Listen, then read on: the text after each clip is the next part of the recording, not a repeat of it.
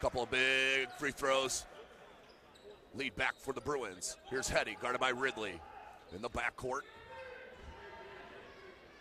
Luke Hetty averaging 7.5 a game.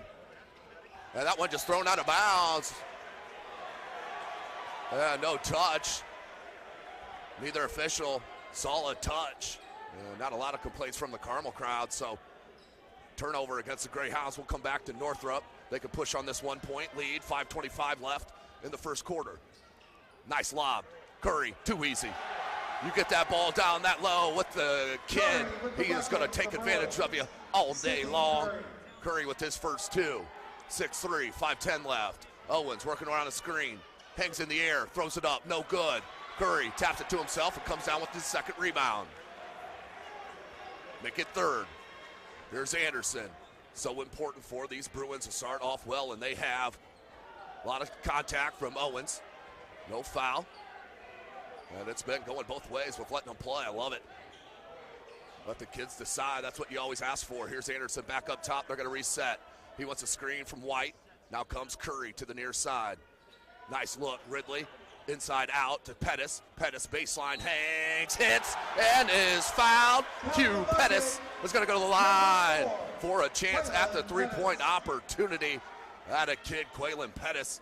Outstanding wide receiver on the football field as well. Pettis now 4 points and get his fifth as we got a timeout right now called by head coach Ryan Osborne for Carmel. They need to talk about it here as we're going to have a 30-second timeout. Again, this broadcast brought to you by SummitCitySports.com. Follow us on Twitter at 260sports. Like and follow our Facebook page, Summit City Sports, and be sure to subscribe to our YouTube channel. At Parkview Sports Medicine, it is game on. We're the region's largest integrated sports medicine team, providing athletes specialized services from improving their performance to recovering from injuries. To learn more, go to parkviewsportsmedicine.com. Kelly Automotive Group is Indiana's #1 automotive group with over 1,000 new vehicles. Second, and the ball comes back over to Center Grove as we've got our first replacement into the basketball game. They just get bigger at Center Grove. That's Justin DeGraff. He wears number 13, three-pointer by Nickerson. And it gives the Trojans a three-point lead. Cabrick takes it down, lays it up, it goes in. Nice drive by Cabrick. A nice take. Jackson Cabrick, the 6'2 junior. Number 13 for the Trojans, our first replacement of the evening. That's Justin DeGraff. He's a junior. He's 6'7". He handles the basketball right now. Goes down on the baseline and gets it back out. There's a three on the way. It's no good. That's off by Greller. That Jackson Davis comes up with it, spins, goes up hard, can't get it to go, and the ball knocked out of bounds. It's going to belong to Center Grove underneath their own basket. Also into the basketball game for the first time, Taven Jackson. He wears number 2. He comes in and he will inbound the basketball underneath the basket. He gets it into DeGraff, in it comes, and nice feed. Jackson Davis, the recipient, and he lays it up and in, and the Trojans back up by 3 again. Jasper has the basketball out front. Mulliken works with it. He gives it up to Quentin Harmon, who just stepped into the basketball game. That was a three. And that's the way to step into the basketball game as Quentin Harmon, 6'6 junior, cans a three-pointer and ties this game up at 9 apiece. Jackson Davis, he gets it out to DeGraff. DeGraff out to Piercefield. Over it comes to Nickerson. Round it comes. That's Jackson, not to be mistaken with Jackson Davis. And it comes to Jackson Davis. He goes up, and he's blocked, but he's fouled in there. He'll step to the line for 2.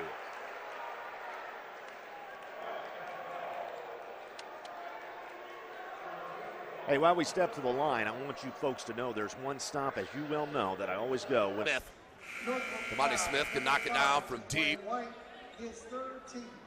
Athletic player. And the lineup, the Bruins, number 10. So they'll look to inbound again, Will Carmel. Head coach Ryan Osborne in his second season for the Greyhounds. Good look to Owens, inside out. Oh, they had it down low, and then a little blocking foul. Is this going to be a shoot? It looked like Smith took it in the mouth. So Smith will be called for the foul. Now that's the fourth team foul on Northrop. The first on Smith. 3:13 left in this first quarter. In the lineup for the Greyhounds, number 22, Robert Fry.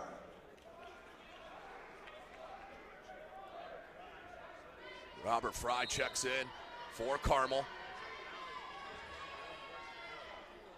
Knocked away. Malloy couldn't handle it. Here's Anderson. He'll make numbers. Kicks it out. Extra pass. Smith. Just long on that. Rebound by Isaac Anderson. That's another thing he does at a high level. And that is rebound on the offensive end. He is tremendous as a point guard. Pettis steps into the three. Can't get it. And that's going to be a foul on Malloy. Sid Vicious is throwing his weight around down low in the paint as he has all season. Of course, started his high school career at Lewis, went to Horizon Christian Academy for 2 years, and then transferred here to Northrop for his senior year under head coach Rod Shamble. And boy, has he blossomed. He'll be a Miami Redhawk, Miami of Ohio next year. Pettis lost the handle momentarily, comes to Anderson. Curry wants it swung over because he wants the rock.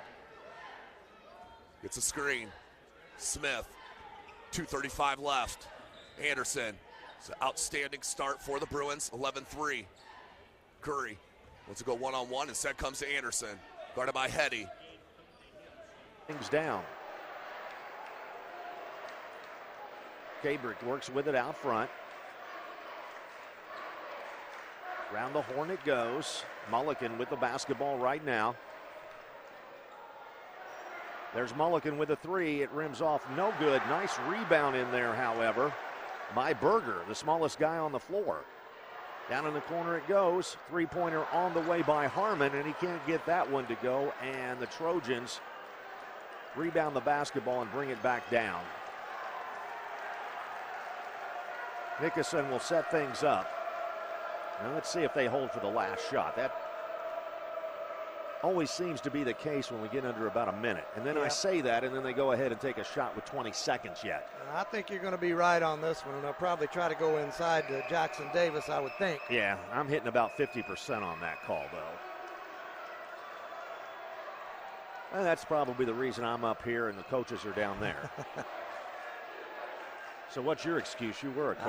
I belong here. This is a lot more fun. Jackson Davis, nice turnaround. And he gives a 4-point lead to, going to have a three-pointer at the buzzer. It's no good, and that's the way we end the first quarter of action. As Jasper got a nice look at the basket, but not able to hit the shot was Berger. And we end the first quarter of action with Center Grove up in front of Jasper, 15-11. Well, at First Harrison, we invest in our communities, from auto and home loans to small business and other commercial loans, to investing our own time and financial support to charitable organizations throughout our area. We are a community bank, and we help drive the local economy every day. Member FD. 2:18, Coach Hart's wanting a call on Lincoln Hill's layup.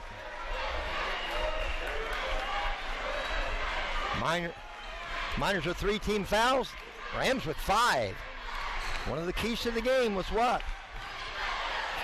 Fouls. You know, I can repeat it right now. Yeah. Do not get in foul trouble. You can't go that deep. No.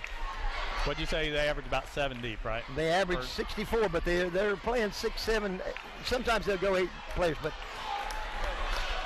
they drop off a little bit after that 7th player. Right. Down the middle. Up and under is Parker Sullivan. Was that a 3? No. They stole the inbound pass and scored. Parker Sullivan scored those.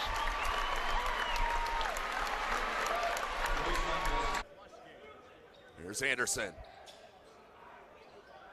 with Pettis, Smith, Ridley, and Curry. Your 5. Anderson in the short corner, double teamed. Had to save it. Pettis didn't get it. Winland does. Beautiful play by Carmel, and Windland with 2 straight buckets for the Greyhounds. Smith, baseline, lost the handle. We got a foul? Nope. It's out of bounds. Turnover on Northrop. As you don't want to waste this momentum that you got early in the first quarter, as Nick Haynes is going to check in for head coach Rod Shamble on the next dead ball. Petty. And we're going to have another whistle. With 57 seconds, and that's going to be on Sidney Curry. As Nick Haynes will check in for Northrop, as will Adonis Settle. And Curry will get a rest. In the lineup for the Bruins, number 25, Adonis Settle. So Carmel Number 12, down 4, 57 seconds. Into Malloy, nice little give. And then a foul and a push in the back from Haynes. And all of a sudden, Carmel is in the bonus. This is going to be a 2 foul shots for Hetty. That foul on Haynes. Northrop foul number 12, Nick Haynes, his first, team 7th. Heading at the line. As I mentioned, the team 7th. First free throw up and good.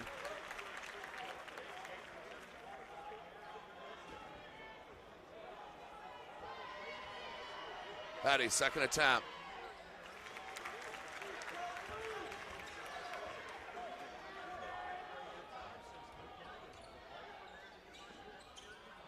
Settle. 44 seconds. I'm sure Northrop's going to want to hold for the last shot here.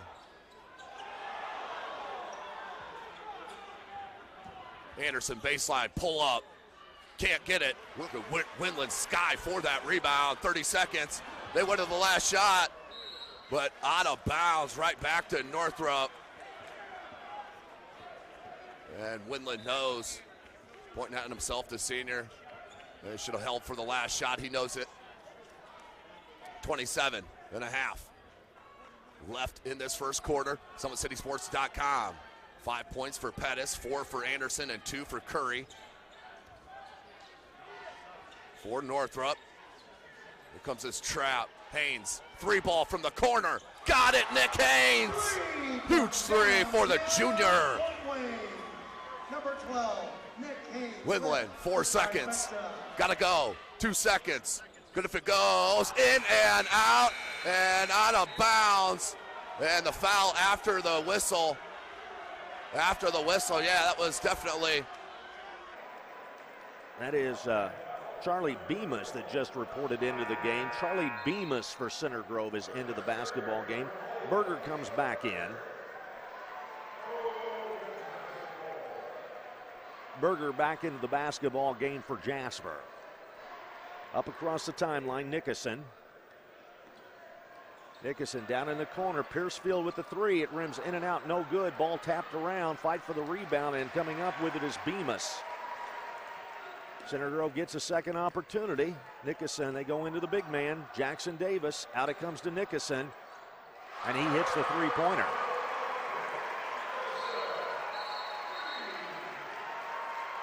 And we've got a timeout. Timeout here on the court. I think there's and Haley Rams. Didn't hit either one of them. No, he missed them both. Minton getting ready to come in. He held him out for right now. Hugers. Hale. Trying to set something up here. Slover. Slover. Nice. Slover. And a foul. Is that going to be on Lawson? Slover has 7. May get his 8th right here. Unusual. Right at his average. That was on. Who did they say that was on? That was on. That was on Bosley, his 2nd. Wow. Ritz got 2 quick fouls. They want to pick up the 3rd for halftime. We're at 5:44. Down by 11. Crowds coming in all over the place. Tell City out. No good.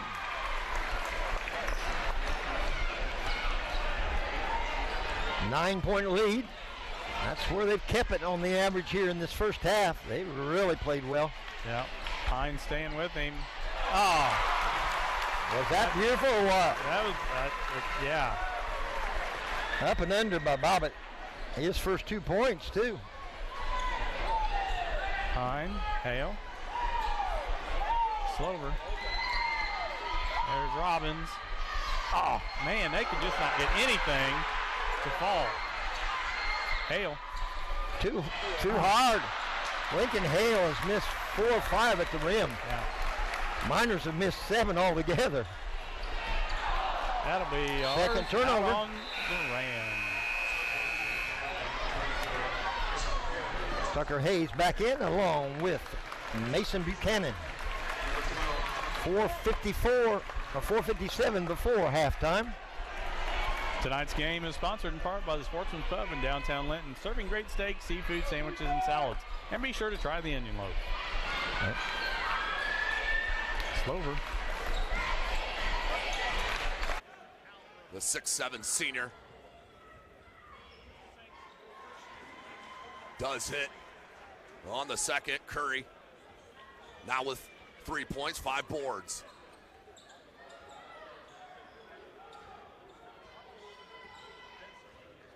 Here's Hetty. Nice left-handed floater, couldn't get it.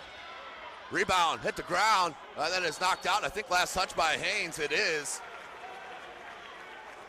As head coach Rod Shamble asking for a little more hustle from the Bruins.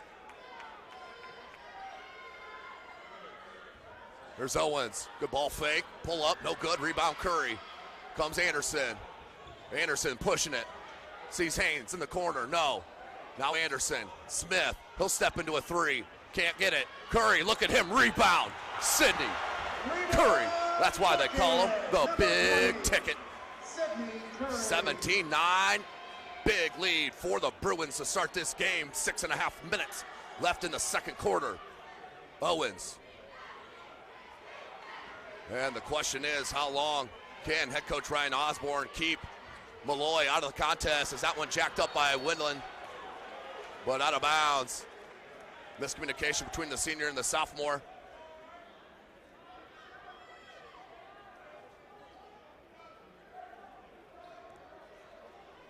So they will inbound, the Greyhounds. They're swinging up top, Windland.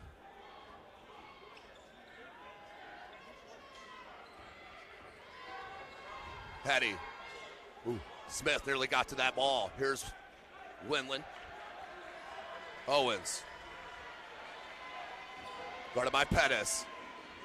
Windland, nice job to attack the bucket. Couldn't get it to go, though. Curry comes down with the rebound. That's his 8th. Pettis. And, yeah, that's a good no call or a block. Absolutely. He was falling to the ground. Looks for the three-pointer, takes it in, drives in, doesn't go, no good, but down with the rebound. In for the first time. That's Elliott Hope into the basketball game. He wears number 23, is a 6'2 junior. Kabrick out front. Nice pass inside to Englert. He goes up. It's no good, but he will step to the charity stripe. It's a nice post feed in there. Hey, one of our new sponsors. I love this place. Hoopsters, your hometown sports grill. On the Facebook Live at 12 o'clock from Martinsville, the Bloomfield Cardinals, and Indianapolis Metropolitan. Buchanan, 3. Surprised it didn't go. Yeah, there's Hale. Oh, man, we can just not get anything. Nope, he was bumped, but they didn't call it. No. And that was, they're telling Slover to get up. 39-25. Who was that, Andrew? I'm not sure, to be honest with you. 2:39, timeout Miners, up by 4. Fun happens. Go Red Devils and go Dragons, who are playing in Southridge today. Englert one of 2 from the free throw line. And that cuts the lead to 5. Also back in the basketball game, that's number 2, that's Jackson.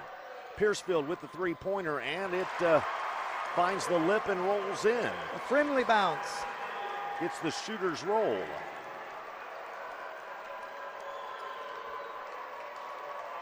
Down with the basketball, Kabrick, tough shot, 15-footer is short, and back in the lineup, that is Jackson Davis. He brings it down, gives it to Jackson in the corner. And Jackson brings it back out to Jackson Davis. Jackson Davis spins, gives it up to Doyle. Doyle gives it off to Griller. And Griller drives the lane and gets it back out to Jackson. Nearing the 2-minute mark here of the first half. Dole with the left-hander. It rims in and out, no good. But there with the rebound and to clean things up, that's Jackson Davis. And that's where that 6'9" frame and athletic ability pays off for Center Grove. Center Grove now has their biggest lead of 10 points. Out front, Cabrick will work with it. He'll set things up right now for the Wildcats. As the Center Grove fans come alive. Englert can't get it to go, but Berger, the smallest man out there, clears another rebound for the Jasper Wildcats. Tell you what, Jasper's done a nice job here in the first half on the offensive glass, although they are way outsized.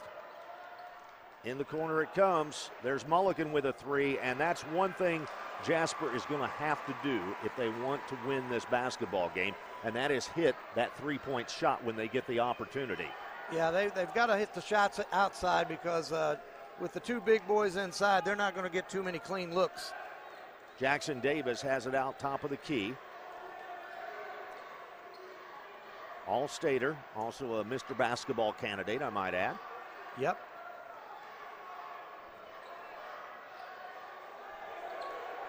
And with the basketball, Jackson Davis, he works with it, lays it up, can't get it to go. Down with the rebound, there's that guy again. Yep.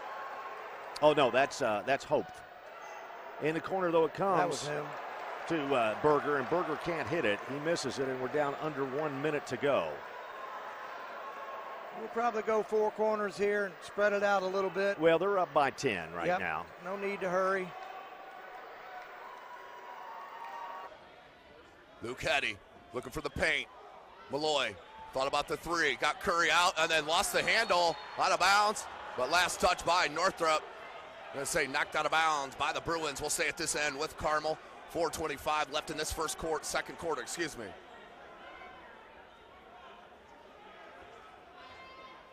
Luke Heddy will look to inbound. They want Owens in the corner. Comes now to Malloy. They swing it around to Fry. Now Heddy. Down low to Malloy. That's his first true touch in the paint as Curry stood strong defensively. And the miss. Outstanding defense by Sidney Curry. Haynes. No. Rebound by Fry. Strong rebound by the junior. For Carmel. Chance to cut into this 10-point deficit. Heddy working around that Malloy screen. Threw it in the corner to Fry. Fry baseline. You got to be careful as he's out of bounds. Stepped on the baseline. Back to Northrop. Another turnover against Carmel. Just can't get out of their own way here early in this contest for a regional semifinals. The final game will be played this evening, 8 p.m. right here at the Berry Bowl. Pettis lost the handle, had to throw it away. Malloy to Fry, and Fry will lay it in. 8-point game. Anderson, 3.5 minutes remaining in the second. Northrop, Pettis, Anderson, the overplay, nice ball fake. Smith. This trap has been effective. Curry, Haynes. They'll pull it back out to Pettis. Fry, nice job to jump that right hand. Let's get past to Smith. Smith, looking baseline. That's going to be a charge. Luke Heddy sold it. Nice defensive play by Luke Heddy, the 5'11 senior. Smith will check out. Tanoa Ridley will check back in for the Bruins.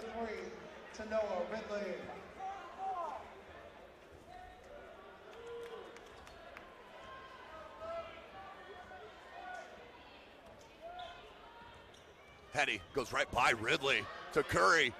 Shielded the ball. You just got to go strong at him. Pettis, Haynes needs help. Ridley, Haynes, good ball fake. Thought about it. Comes Ridley.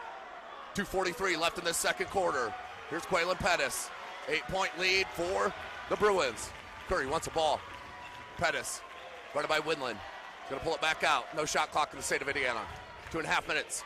Winland moving his feet nicely on D. Here's Curry. Anderson works around his screen. Haynes comes out to Pettis. 220. Anderson. Curry. Nice job by Malloy to push him out. Baseline jumper, no, too long. Rebounds Fry. Outstanding minutes for the junior off the bench. So Malloy still playing with those 2 personal fouls. 2 minutes left in the second quarter. You may want to get him out here if you're head coach. As that one knocked away by Curry, and then a good ball fake by John Michael Malloy. Got Curry up in the air. That will be Sidney Curry's second personal foul. And he will come out and probably sit the remaining 156 of this second quarter as Adonis Settle will check in for Northrop, for Sidney Curry.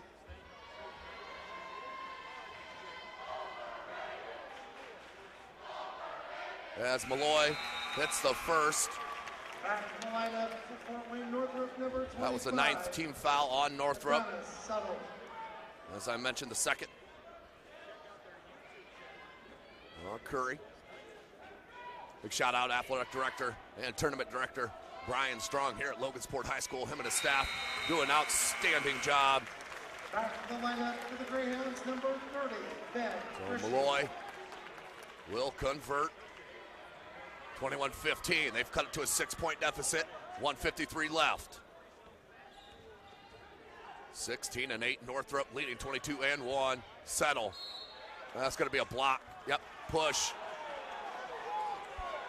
That's going to be the 6th team foul on Carmel. One away from the 1-1. 30, Ben Frischke is first. Frischke with the foul. That's his first. Anderson looking for Haynes.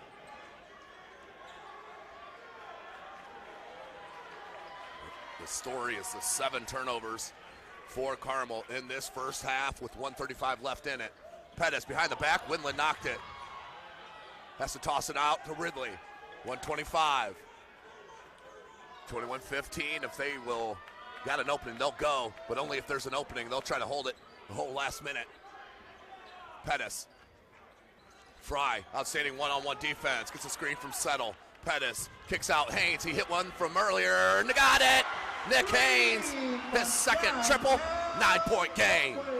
Big shot from Nick Haynes. He's got 6 points, 2 of 3 from beyond the arc.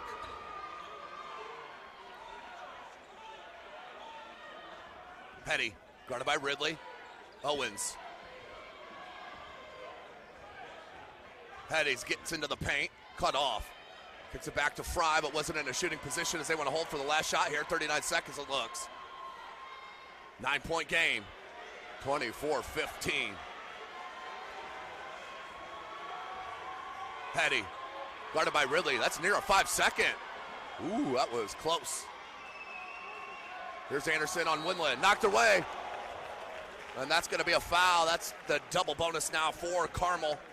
So they get to go to the line here for 2. Northrop foul number 1. Isaac Anderson is first for team 10. Greyhounds in the double bonus at the line with 2. Number 3, Carson Windland. Here's Carson Windland, 2 shots. 11 points a game. Has 4 through this first half. And 0 of 1 from the charity stripe, 84.7% from 15, and misses his first 2. So he'll get a second attempt, his third one in this first half. Windland. Outstanding defense from Northrop, forcing Carmel to 29% from the field. As Windland hits the second of 2. 8-point game, 15 seconds.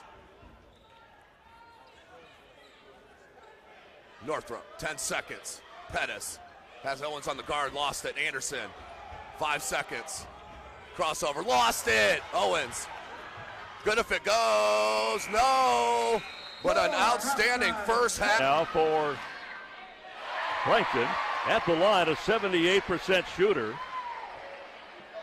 As the ball club, Jan, they shoot 66%. That's not really outstanding. No, but they shoot a lot of them. You want to be up around that 70 mark. So 1 out of 2 for Detling, and the lead goes to 3-zip early on in this contest. But to your point, defense free throw shooting in these tournaments always a factor. Especially if it's a low-scoring game like that. Yeah. And we kind of think it might be. Wabash with the basketball. Their first 2 shots have come from long range. The third one does likewise. And this time they've got it. They nail it with the basket by...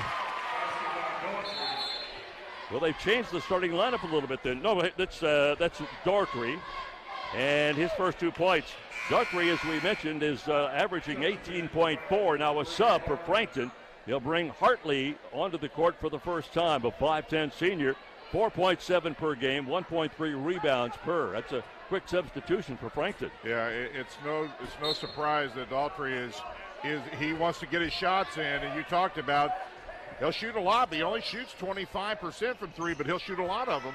So Kane with the ball toward the midcourt line, works outside with the guard with Hartley, who just came into the ball game, was 5'10 senior.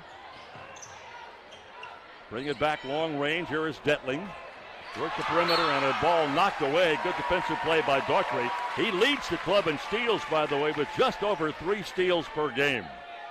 Yeah, Wabash really overplaying right now, trying to put pressure extended past the 3-point line. Frankton with the basketball. Penetration. There's that backdoor cut again. And a good defensive play turned in by Elijah Vandervelden. He timed that perfectly, didn't he, Ben? Oh, he did, I'm telling you. Wait a minute, they got him for a foul. Oh, my. Boy, that looked pretty good to me, but if one of the officials thought there was just too much body contact. Well, they put the foul on Logan Vandervelden. I thought Elijah was the one that made the block. Apparently, they saw something that we didn't see. Yeah. 14 is going to the locker room. Looks like he's got a cut under his left eye. So he'll go to the line now with Brayton Kane. He will rattle one in. That's for Frankton, by the way.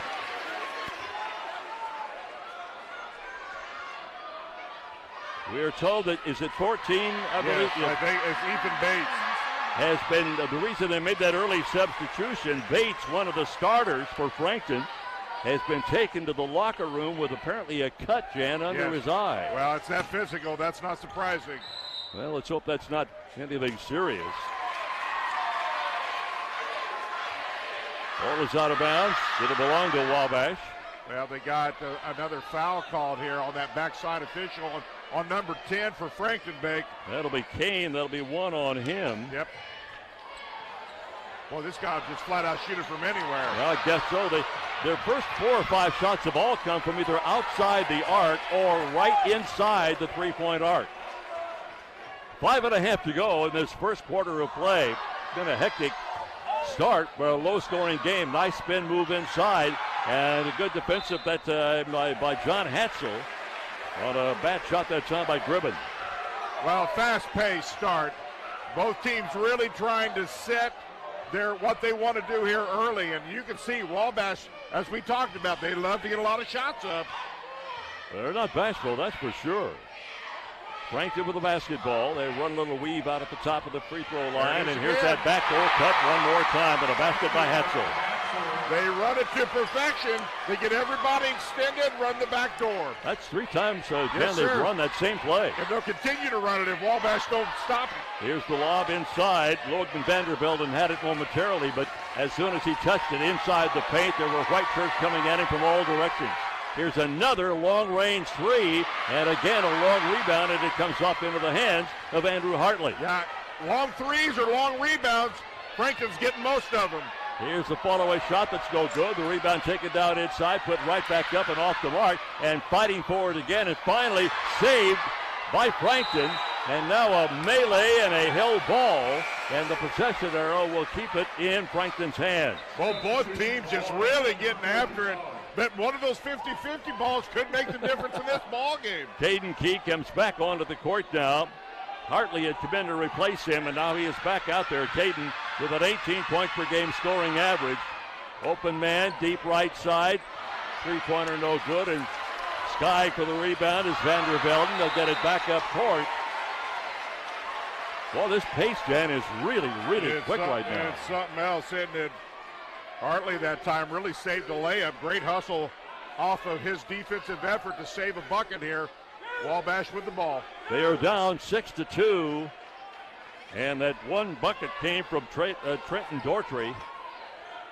early on in the contest. So for the last 3 or 4 times up, they've just had trouble getting an open shot. And here's another long-range three again, and this time they get it. That's Jerry Kogel. He has 28 threes coming into the game, and that's his first of the morning session here at LaPel High School. That cuts the lead down to 6-5.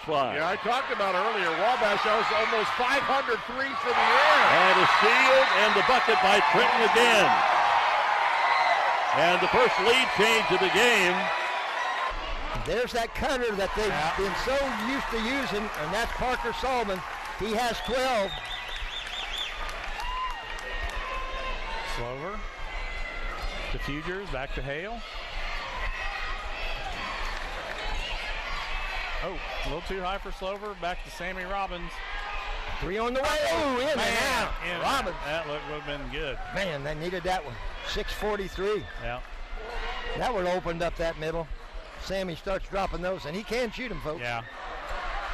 Oh, from behind. Tucker Hayes. Sammy down to Slover. Little touch in. There we go. Off the back glass. Evan Slover. 43-34 in favor of the Rams. His 9th point. They've switched Slover over to Garden Lawson. Yeah, he's been hurting them. Ty. They're going to put some size in the second half on Bosley. Yeah. Lawson.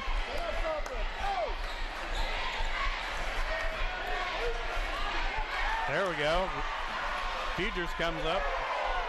That's a foul right there. Yeah. You know, you can't let them sit and reach in. And there goes Tucker Hayes. Nice to Sammy Hayes. Nice drop in by Sammy. They're coming back. 36-43. Down by 7 are the Miners. 5:35 left. 3 on the way. Looks good, and he is good. Wow. That's Minton. His second 3. By Noblet. Noblet brings it down. And Kabrick will work with it out front. Kabrick with the basketball, looks for the shot, doesn't have anything. Gives it down in. Nice give and go. Up with the shot. That's Kabrick on the pass from Englert. And Jasper gets a little mini run here with 4 straight points. They cut it to 12 as we near the 5-minute mark here in the third quarter of action. Out front with the basketball, that is Nickerson. Down in the corner to Piercefield. He'll let it fly. It's no good. And down with the rebound, and he can't handle it. That is Englert. And a little frustration, just couldn't handle the dribble. Yeah. And the turnover gives it back to Center Grove. As into the Center Grove lineup, that's DeGraff. The 6'7" junior reports back in for the Center Grove Trojans. Well, that's as much the guard's fault as it is Englert's fault. The guards need to be hollering at him where the outlet's at, and the big boy's not used to handling the basketball. Get it to the guards. DeGraff. He gives it up to Greller, and now Jackson Davis holds the ball high and puts it on the floor. Piercefield with the basketball. DeGraff thinks about it, doesn't take it, but Piercefield will let it fly. It's short, no good. Jackson Davis is fouled as he gets another offensive rebound. So Bates will bring it along, 5'10" junior. And again, they continue to flash Dittling out at the top of the free throw circle. That's where he's setting up the high pick and roll. Here's the shot inside that is good by John Hetzel. Yeah, Hetzel, now with a couple buckets, really used his body and off the glass. We are tied for the first time at 10. Clock inside 2 minutes now, the opening quarter of this game. This is about as long as Wabash has held the ball during a single possession. They have been bringing it up and letting it fly. Everybody's team loves to be in their comfort zone. Shot is off the mark, no good by Daughtry. And a quick pass up court now. Pressure again. Away and stolen. Pressure again. Here's the layup. It is good. That's Daughtry now with 9 points on 4 field goals and a free throw. He's in his zone. And the rebound and the putback by Dentling. And we're tied again. Dentley's really been an issue for Wabash on the boards. No basket. They'll wipe the basket off. That's no secret why Daughtry scores the way he does. That young man's 125 miles an hour and non-stop. When he's standing still. Back onto the court now, or into the court for the first time, is Will Watley, a 6'6 senior, number 44. The foul was on Ethan Bates, by the way, number 1 on him. I think Daltrey might have took an elbow to the chin. He's kind of holding it a little bit. But when you go in amongst the trees, that's going to happen a few times. Kane coming back in now for Frankton. Mark Maxwell, Kevin Moore, John Hirschberger are the officials in game number 1, and they're getting a workout right now. Yes, sir. You better be in shape in this ball game. A minute 8 to go in this opening quarter. That's why I don't officiate anymore, Beck, by the way. These games are too fast for me. Well, you also tilted the floor.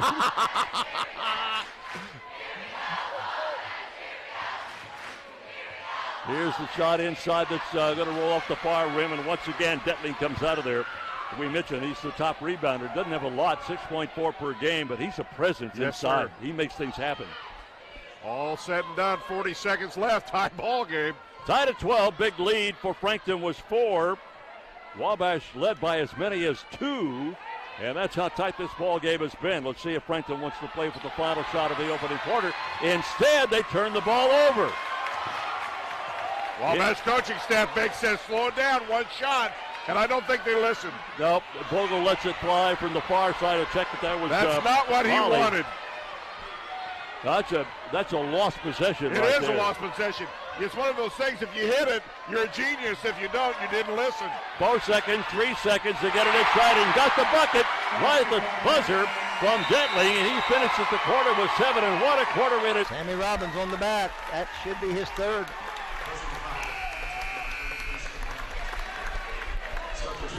Silas going to come in. Tucker and Sammy going to set.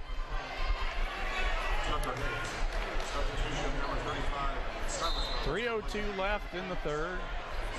49-39 Rams.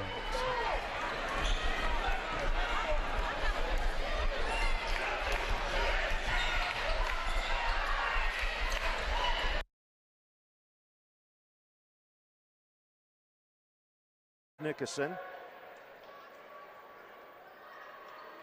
And DeGraff works with the basketball. And it comes to Jackson Davis. He spins, he goes up and scores.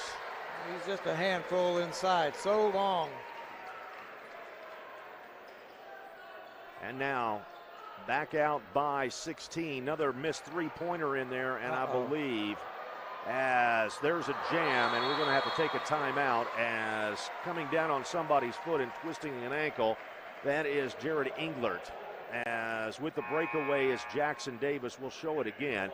I'm sure he just came down on somebody's foot. There you see him. Nobody could get back, and Jackson Davis slams the ball and into the basketball game. That's Harmon, 51. He's a 6'6 junior. That was the last thing that Jasper needed for Englert to go down. Englert, their second leading scorer, averaging just under 12 points a game. Harmon, 15-footer, rims around, falls off, no good. DeGraff down with the rebound, and Piercefield up quickly. He's bumped in there by Cabrick, and Cabrick is going to be called for the Jasper personal foul. That is going to be the second personal foul called on Cabrick. That is the team's third. As into the ball game for Center Grove, that is number 22. That's Charlie Bemis. Bemis reports in, and he comes in there with Cam Petty. DeGraff works with it out front. He goes up, nice move, and scores. And Center Grove up to their biggest lead of 20 with over 2 minutes to go here in the third quarter of action. And now Jasper will take a timeout. 2:18 rather to go here in the third quarter of action. And Center Grove leading the Jasper Wildcats by the score of 42-22. Well, are you a small business owner or nonprofit leader? Are you lacking a strong online or digital marketing presence? Foul, and it's going to be against Frankton, and I believe, if we're going to get number 10, that'll be Kane. That'll be 2 on him. Yeah, that hurts Frankton just a little bit. Let's see. They're going about 8 deep right now. Let's see if they leave him in. He's key. Yeah, we mentioned that Frankton has 3 players who average in double figures, led by Caden Key with 18 per. He had a 2-point first quarter. Here's the jumper at the other end by Vandervelden, Elijah Vandervelden. his first couple of points. Wabash spreading around a little bit. We thought, they'd be a little one-man show, but honestly, they're starting to spread it around a little bit. They're also running down a little more of an offense than they were at the outset of the game. They settled down. I think they talked about that out of the timeout. Guys, we got off to a pretty good start. Let's settle down and get good shots. Hatchell's shot wouldn't fall. The rebound comes off to Wabash. I mentioned they averaged 33.3 rebounds per game. Oh.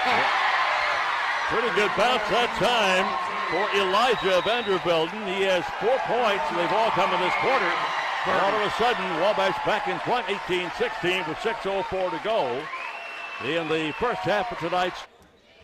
Winland, Malloy, and that's number 10 Suter.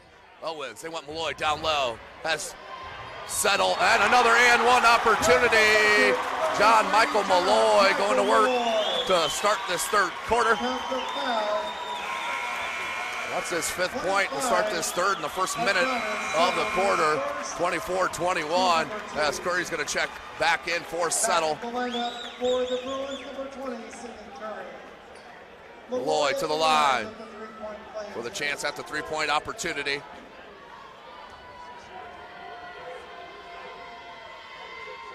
Malloy converts on back-to-back three-point opportunities, and we got a 2-point game.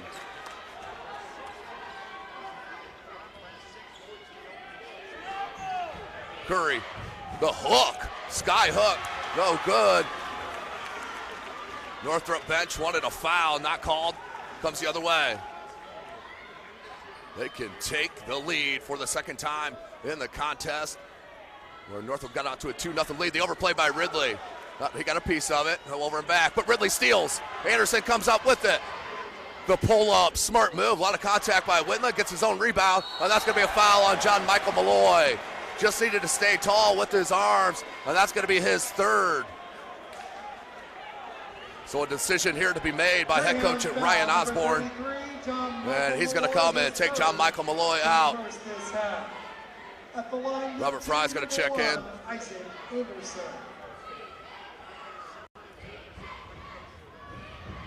72% from the line for Anderson, 3 of 3.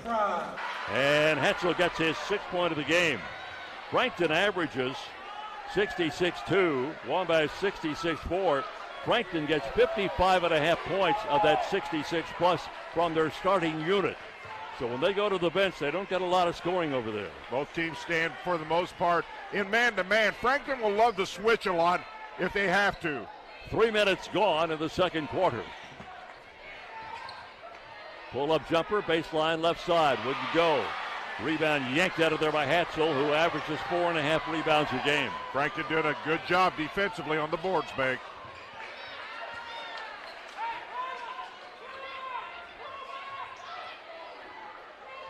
They continue to move Detlig out high and work off of him out there. He got the pass inside, missed the buddy, but I believe we'll go to the line. It was a great move by Detlig, but one thing he did not do is finish. Got a little soft there after he made his cut. Great move. Got to go up strong regardless. In this game, you got to think you're going to get fouled every time you go up to that glass. And you probably are. Yeah. Elijah Vandervelden picks up his first personal foul for Wabash. And the front end of the 2 shots off the mark. Wabash putting Kalen Kelsheimer, a 6'1 junior, comes onto the court for the first time for Wabash.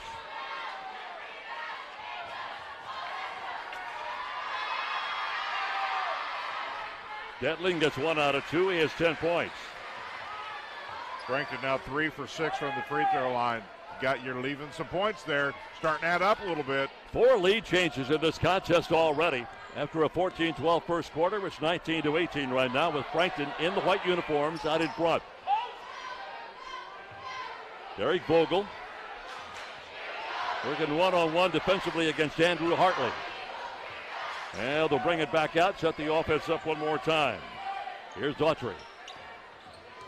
Daughtry stops and goes, got himself in trouble defensively, almost lost the basketball, picked up over there by Logan Vandervelden. Well, Frankton's double teaming when Wabash gets in the paint, so they got to understand that's got to be a quick shot or kick it back out. Again, out to the point. Daughtry pulls up from the left wing and couldn't get the shot. And once again, the rebound off to Ryan Zetling. One and done on these shot selections for Wabash. That's why it's so important that they get the shot they want, because they're not getting very many second opportunities. Now they spend a lot. These days love to go to, and that is find you in Spain, catch you in France, and lay it in. Got caught with the walk, as you mentioned. Northeastern, a chance to extend the lead, and the timeout, full timeout is taken by Coach Brent Ross. And we're going to go ahead. And Robert Fry will pick it up. That'll be his first personal foul. Robert Fry, his first, team number 2. Haynes in the corner, now Ridley. Everything around the perimeter now with Sidney Curry out. Pettis looking for a crease. Head coach Shamble calls it out. Fry went for the steal. Anderson, pull up. Can't get it. Rebounded by Suter. Then a silly foul on Ridley.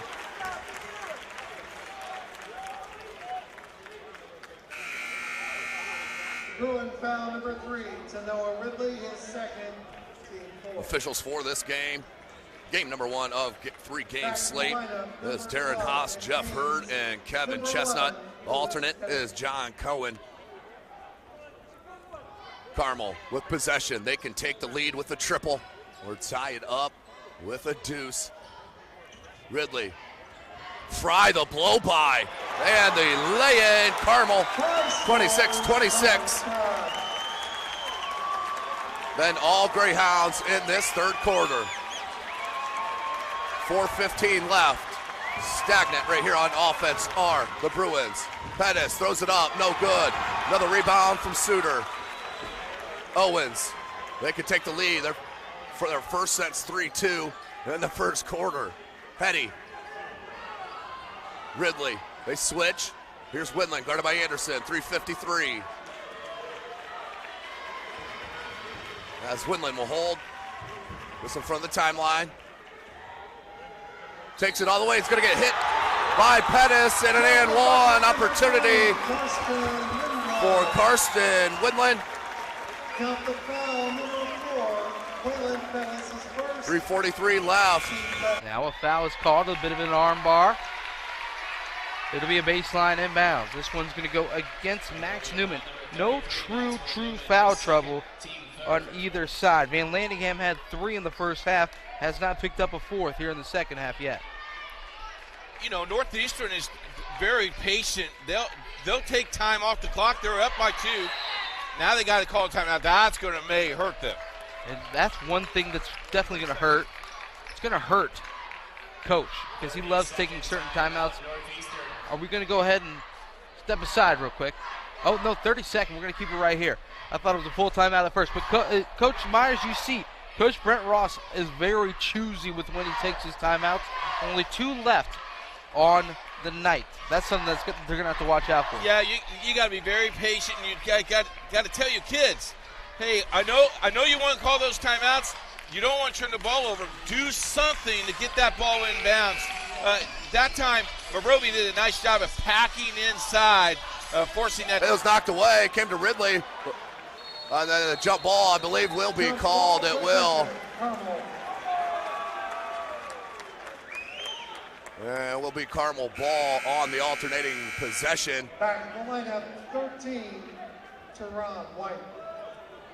Checking in for the first time is Teron White, the sophomore for Northrop. Northrop down 3, 3:24 remaining.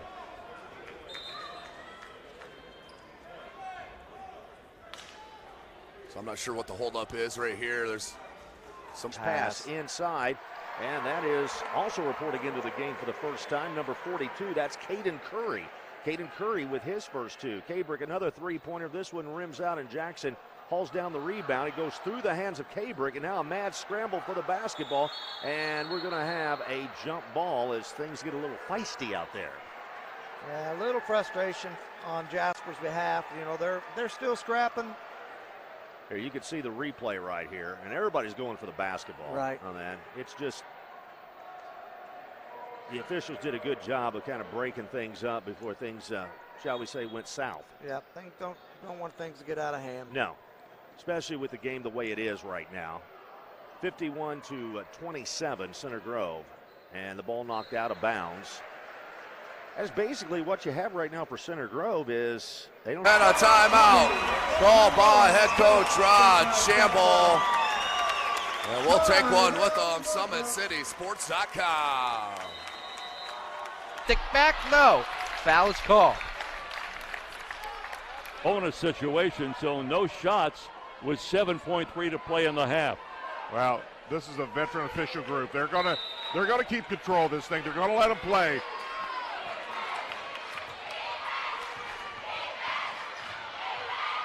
Nice block. Beautiful block. And that will get us through the first 16 minutes. Games on the free throw line. Both teams not doing very well finishing. Max Newman went 2 for 2 at his first trip. This time he goes 0 for 2. The senior can't find the bucket, and it's back to Northeastern as they get it quickly across the timeline. Look to reset it.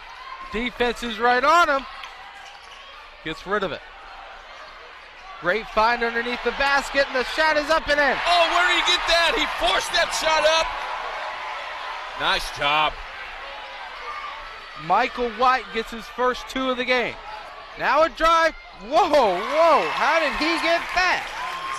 Caleb Jones hung in the air for a couple of seconds and laid it in. Ooh. I'll tell you what, that was close to being over and back. It was very close. Instead, Lumpkin hide down a deep 3 and will bring it back out. With the drive, arm bar the entire way in. Caleb Jones will pick up the foul. Once you turn the corner to the basket, they're going to call that foul.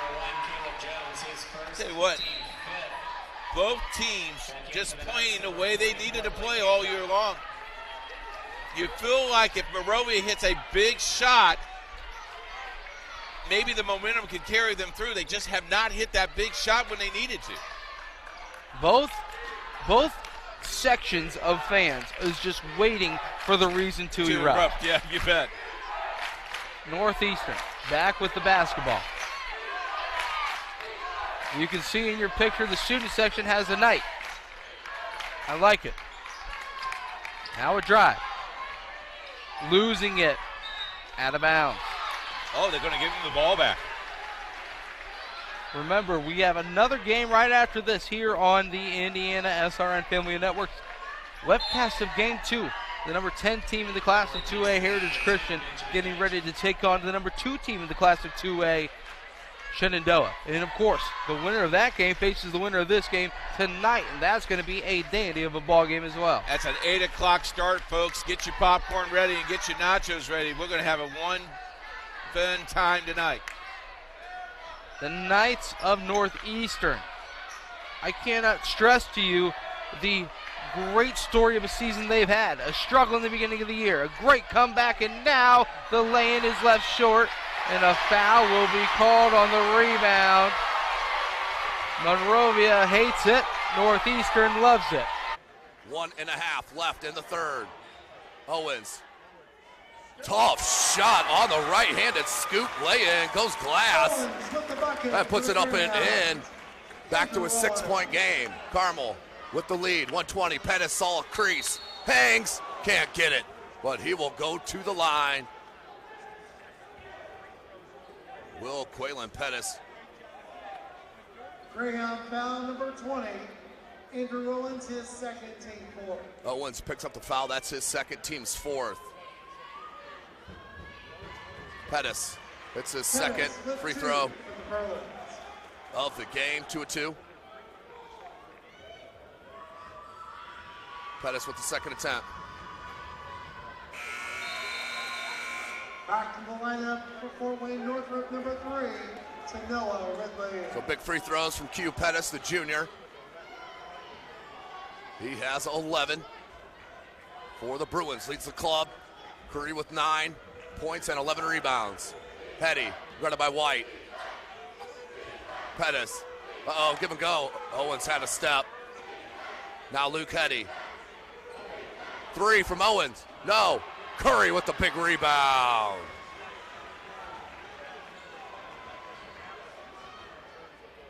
That is his 12th rebound for Curry. Inside out, Teron White can't get it. Ridley knocked it off, but Hetty comes down with it. Oh, they split the defense. They got numbers. Instead, he pulls it out. 38 seconds, smart move. 35 seconds, hold for the last shot. Up by 4 are the Greyhounds. Anderson nearly got to it. Winland, tough catch. And slows it, 25 seconds. Holding for the last shot. Winland, Anderson waiting. 15 seconds. 11 seconds. Oh, from deep. Oh, banked it in. Are you kidding me? And a foul on Anderson as it looked like he fell. And the foul will be called. Definitely was contact after the shot. But it looks like he was tripped up. Was Anderson. And now the biggest lead for Carmel is 7 and a chance to make it 8 after this free throw.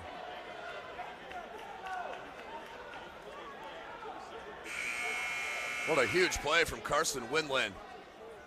6.5 remaining in this third.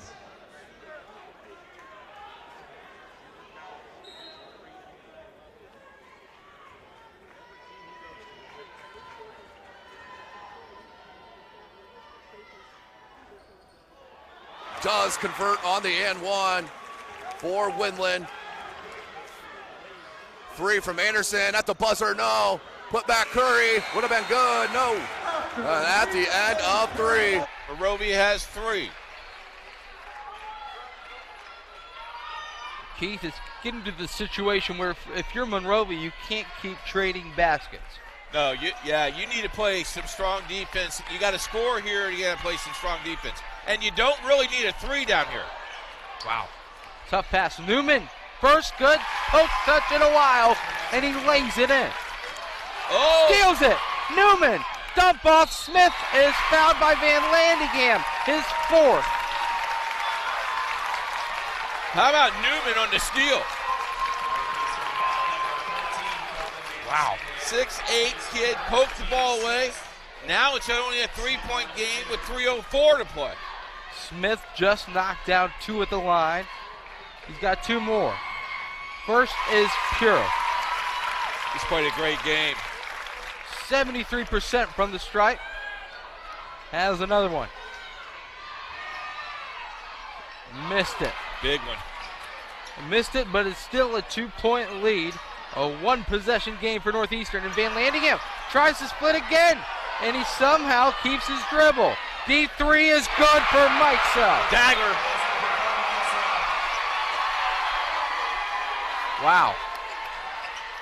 Somehow it was a Harlem Globetrotter his way into the lane, and a dump down low is tipped and stolen. A tough time right now for Monrovia. Now if you're Northeastern, you have to balance the floor. The Knights slowing it down with a 5-point lead. Monrovia fouls. Keith, this is a huge 3, and you said the D word, dagger. Yeah, watch this. Set his feet, knew he was going in, went back to play defense. Gotta love it. When you have the defense scrambling like that, Keith, that is the best time to find the open shooter. You bet. He did. You bet. Wow. Lumpkin. How about this? He has been smooth at the line. No need to panic if you're Monrovia, though. You got plenty of time. You've been in situations like this a couple times this year. You bounce back. Back into the game is going to be Jalen Sprague. 28% three-point shooter. They have yet to get many to fall here in the afternoon. Only 1 from deep. And that was that 3 at the end of the third quarter to tie it up at 35 apiece. 4 minutes to play at Greencastle. Beach Grove up 40-30. Monrovia gets it across, and Smith passes the right side. Sprague, 3. Yeah! That's a big shot. Timeout. 30 seconds, Morovia. Huge three to bring it back within 4. And Keith, this is one of those games. 2 minutes and 1 second left. You get a defensive stop. Get a bucket. Get a defensive stop. Get a bucket. You're right there. Now, situation though, as well though, if you're Northeastern, make them foul you, win this thing at the free throw line.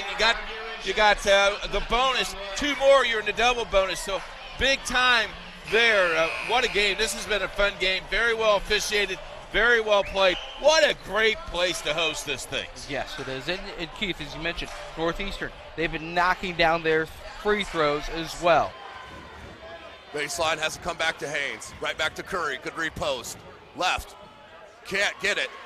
Tough rebound down low by Hetty. 3 ball. Owens wide open and hits it. Wow, what a swing in this second half. 12-point lead for Carmel. In control, 6:40 left. Now that's going to be a travel on Anderson. Wheels falling off for the Bruins. Tale of 2 different halves.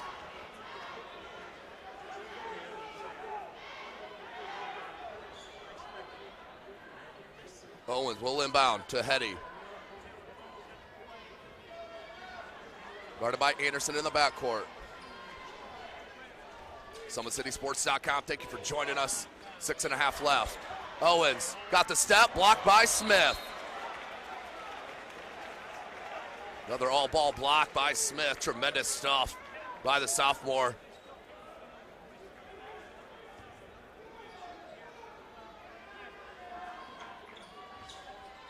And out of bounds. Nope, they're going to call a kick.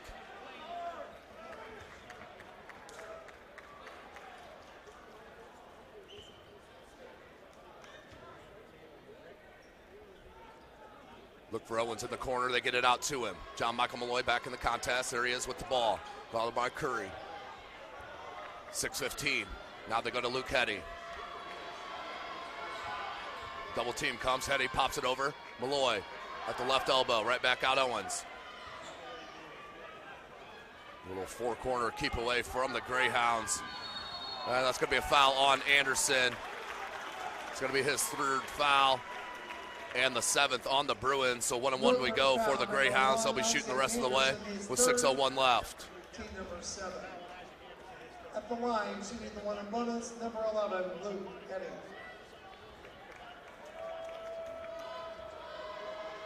Luke Hetty, first attempt, knocks it down. The turnovers in this second half, 14 total now for the Bruins.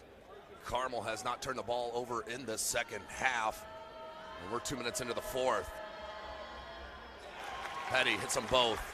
Biggest lead is 14 for the Greyhounds. Anderson, Pettis. And that's going to be a whistle out of bounds. We'll stay with the Bruins. SummitCitySports.com is live from Triton High School, covering Blackhawk Christian. I believe that was a noon start or 11:30 start as Smith gets to it. Anderson. Pettis.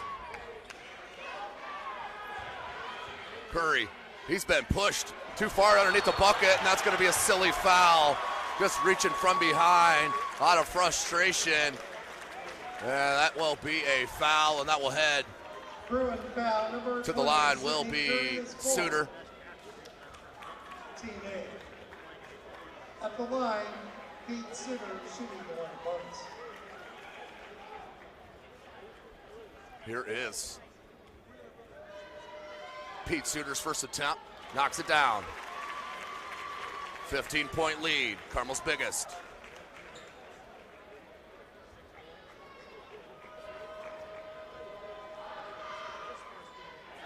So Suter hits them both. Those are his first 2 points of the game. 49-33.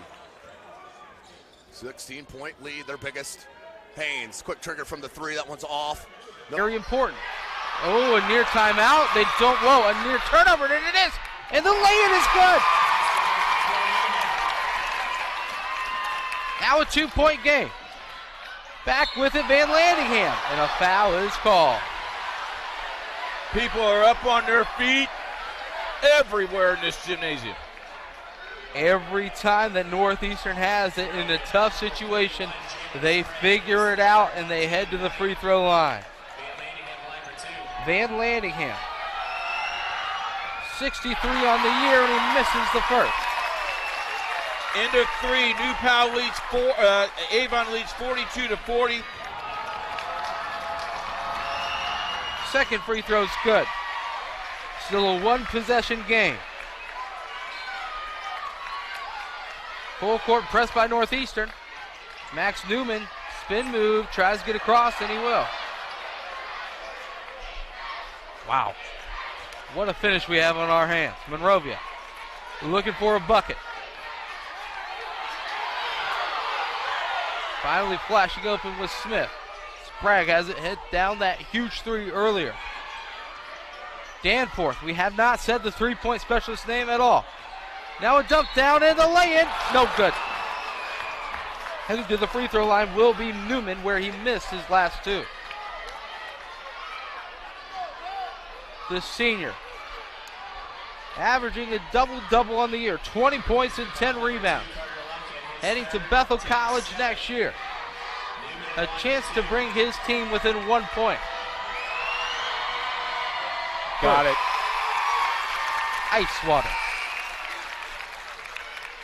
The final score down in Martinsville, 65-55, Greenwood Christian. Congratulations, Cougars. Second free throw. Oh! Rimmed out. Northeastern. 60 seconds left. Get it into the corner. Passes it back. Dump down low. Blocked! But a foul.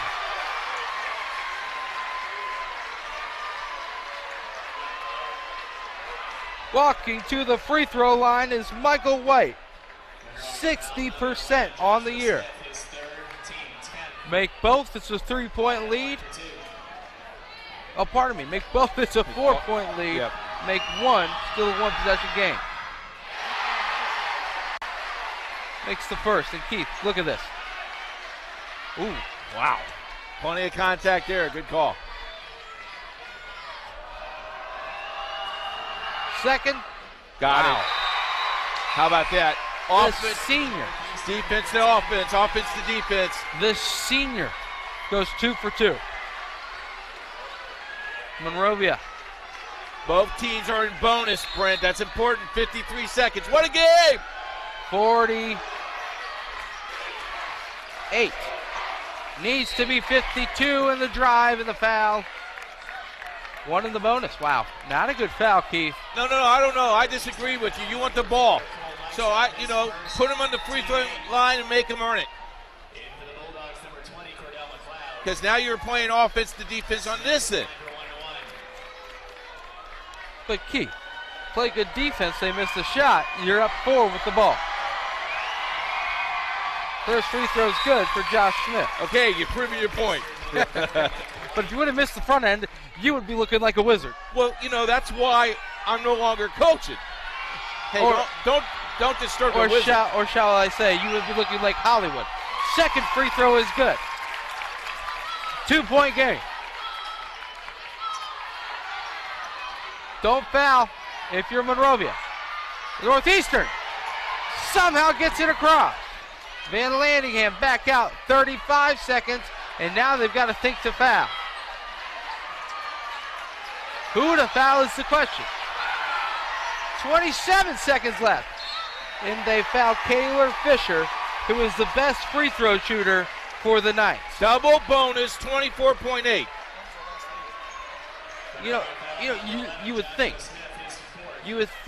that it is smart to foul the big man in this situation.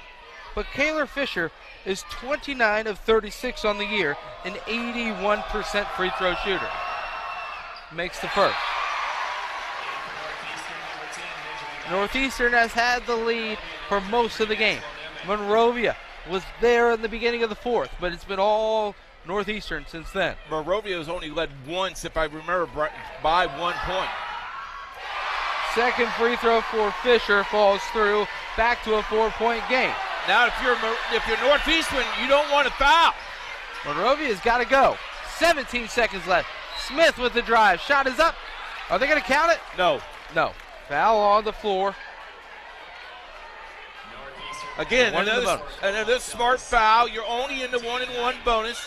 16. I tell you what, you know what's going through your head. You got to play the whole entire 32 minutes if you're Northeastern, because you have lost this game with 4 seconds left in the game. It's going to be 1 in the bonus for the junior Josh Smith. Has had a great game, and he continues it with the first made free throw to be rewarded the second. Beech Grove leads 52-37 with 45 seconds to go in the final quarter at Greencastle. Second free throw is good as well. 2 for 2 with 16 seconds left. You got a foul. Uh-oh, the block. A block is the call. And Van Landingham will head to the free throw line and keep the official. Give me your thoughts. How about the coach picking up the kids, smacking them on the rear end and said, nice play, son. That's great sportsmanship. Man, that's why I like this game. Goosebumps. At the line is Colton Van Landingham, 63% sophomore. Yes. 12.5, you're up by 3. You need this one. They're making their free throws when it matters. The Knights have been automatic from the line. Second free throw, just as good as the first. You're backing away a little bit. Take some time off the clock. All the way down, Max Newman stops, and he's gonna, clock. They did not start the clock. I'm not sure what the exact call is gonna be. Because it was 12.7? 12.1. 12.1. So it's 9.8. You've got to be as fast as Usain Bolt to get up that quick into the front court. And last I checked, Max Newman doesn't run the 100-yard dash in 8 seconds. See what the officials will take off the clock. This is where the alternate comes in. The alternate stands right behind us, or he's right in front of us. That's the alternate. He's in charge of watching the clock, watching the score, all those things. He will determine with the referee. They will all three talk. He will put input, but he cannot make the final decision because he's not on the floor. So they're going to do 8 seconds, it looks like. That's 8 minutes, so. Well, you know what? We'll play another quarter. It's been a good game. We'll play a whole other go. quarter. Let's play the extra quarter. Now a minute left.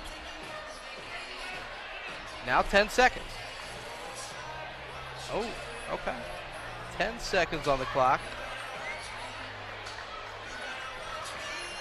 So they added time, did they? Added .2. Okay. Okay. So they added .2, and it looks like maybe, they're going to go with it. 10 seconds left in the ball game. It's a 4-point lead. Monrovia needs a very quick bucket. And I would imagine they'll take a timeout immediately again. Now he tells coaches, hey, got to get in the coach's box. Gets it into Danforth. Danforth fakes the handoff and finds it into the corner. And now down low, shot is up and it's in, but there's 2.3 seconds left on the clock. Woo! 56-54. Quick foul here. Got to be disruptive. Got to be disruptive, and we'll take a timeout. 2-point advantage for the Knights with 2.6 seconds left here on Indiana. Sorry.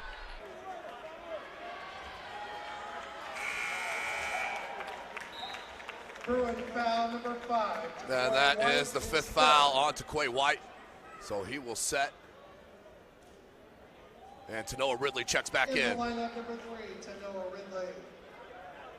Winland at the line, 2 shots. Winland to shoot 2. He's 5 of 7 from the charity stripe, 84%er on the season. Hits the first.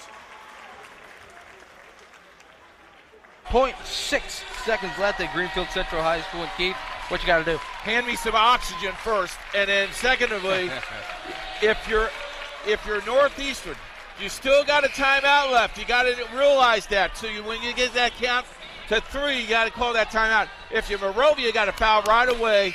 Put the ball in bounds, let it bounce twice, the game's over. Ball, Triggerman is going to be Carter Lumpkin, the sophomore. Has had a great game. He's also been money from the foul line, so interesting to see him passing it in. They go with a little bit of a stack formation at the foul line to get it right back into the hands of number 50, Kaylor Fisher, who has been fantastic from the free throw line all season. 31 of 38. That is good for 83%. Going to send to the free throw line again. A chance to ice the game. If not, it will be one last shot. And the first free throw does a nice shooter's roll. Straight up and in. Congratulations to Beech Grove. They win 52-37. Second free throw is good. A 4-point lead for Northeastern. 1 second left, and the last second three will not matter. 2 shots for Hetty. That's the first. 7-9 from the charity stripe.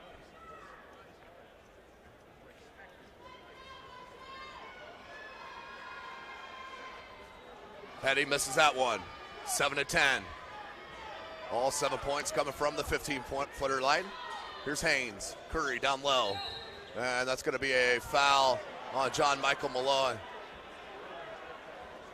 As head coach Chamble kind of out of frustration, so you could have called it all day.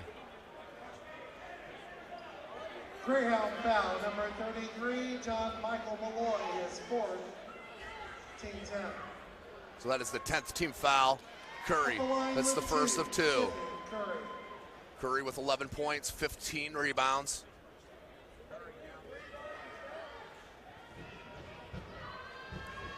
Hits them both. 1:51 left in this ball game. Winner moves on to the regional final this evening, 8 p.m. Right here in the Berry Bowl. John Michael Malloy. It's going to be a foul on Pettis. But we got a timeout before the foul. Yep, they're going to call a timeout. Timeout called by Carmel. Just bad timing for Coach Osborne.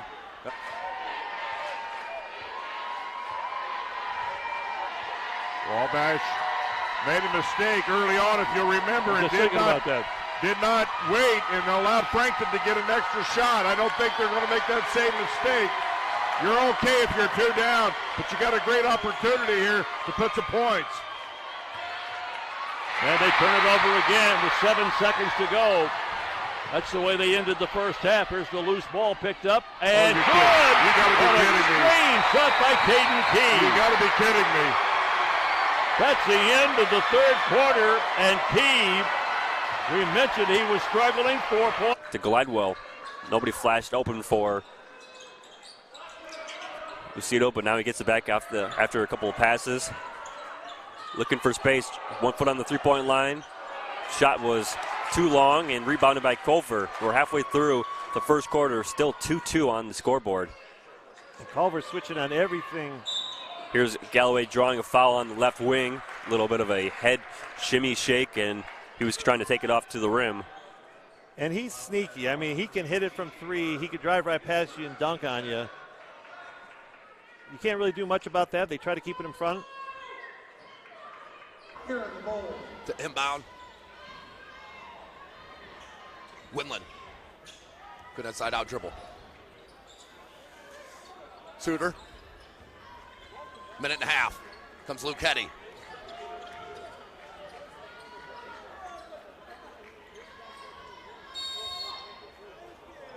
And a foul. Northrop foul number 12, Nick Haynes, his 3rd. Nick Haynes will pick up his 3rd personal foul. And Carson Winland to the charity stripe. to shoot the double bonus. 18 points, 5 of 13 from the field, 1 of 3 from 3, and 7 of 9 from the charity stripe, and does hit his first.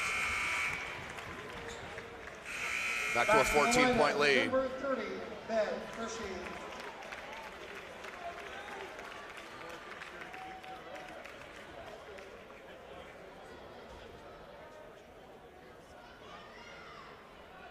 Can't get it. And they're going to say Windland was out of bounds when he touched the ball. 1:22 left, 12-point game.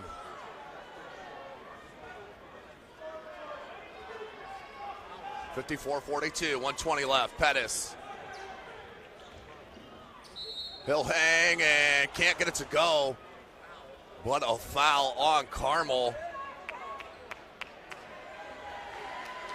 That foul on number 20, Andrew Owens. That is his 4th personal foul. And 2 shots coming for Quaylen Pettis.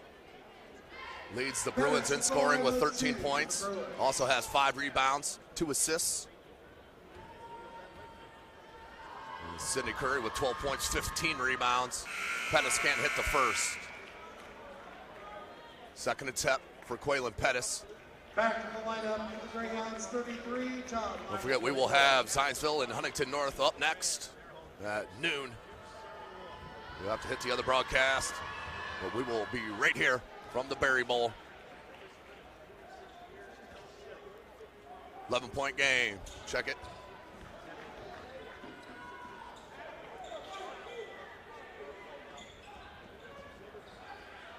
Here's Windland, 1:05 left. Windland. Oh, got caught in the air. And do we got a foul, or was he just fall out of bounds? Yep, just out of bounds. We'll stay with Carmel. 1 minute left in this opening game of the regional semifinal right here live from Logansport High School. This is the Berry Bowl, outstanding facility. Tournament director, Ryan Strong. And we're gonna get a foul on Ridley. Northrop foul number 12. Nick Haynes, his 4th. At the line with Haynes gets 4th personal. John Michael Malloy. And John Michael Malloy to the line to shoot a pair. Gets the roll on the first. 54 seconds left. 56-42. Malloy, his second attempt. Can't get it. Rebound Curry. Curry with his 16th rebound of the game. Pettis, Ridley. Here's Curry down low. Good drop step, knocked away. Comes up with the reverse, can't get it. Knocked away by Malloy. 42 seconds. And Northrop may just let him dribble it out here. Windland, stolen by Ridley from behind. Comes Haynes. Haynes, look for the contact from Malloy. And then knocked out of bounds, last touch by Haynes. It'll go back to Carmel. 28.4 left. Adonis Settle will check in. And Sidney Curry will check out. What a career for Sidney Curry. What a senior season for the big ticket Sid Vicious. He'll finish with 12 points and 16 rebounds. As I mentioned, he'll be heading to Miami of Ohio. He'll be a Red Hawk next year. Then we got a foul. 22.1 left. Robert Fry will go to the charity stripe. Fry with 4 points on 2 of 2 shooting from the field. Robert Fry, 2 shots.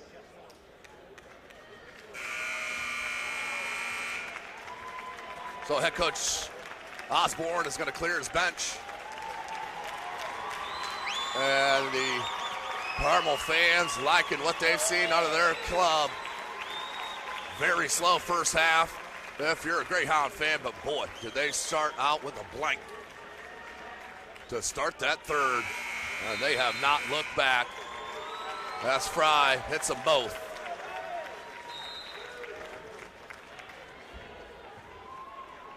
.21 seconds, here's Ridley. Goes to Smith, Smith a deep 3, no good. And that's knocked off of number 33, Jaden Billingsley, the sophomore. And number 22, Andrew Beverly, also a sophomore for Northrop. Beverly missed on that shot, rebound, and that should do it. What a second half by the Carmel Greyhounds. Down at the break, and what a third quarter and finish for the Carmel Greyhounds. Outstanding. They will to get any type of momentum going here. Let's see if Wabash can take this turnover and put it in points. 6:10 to go. The shot won't fall. It would have counted had it gone. And it's going to be a foul called against. So it's on Detling. That'll be 2 on him. And we will send Daughtry to the line. He's a perfect 4 for 4 on the ball game. He's made a living at the line. Yes, sir. Got that one as well. I'll tell you that he may be the smallest guy on the court, but he's also the quickest. He's listed at 6 foot, but that might be pushing it just a little bit. He elevates, and boy, does he got a first step. That cuts the lead down to 3 again, 44-41 as Daughtry knocks them both home.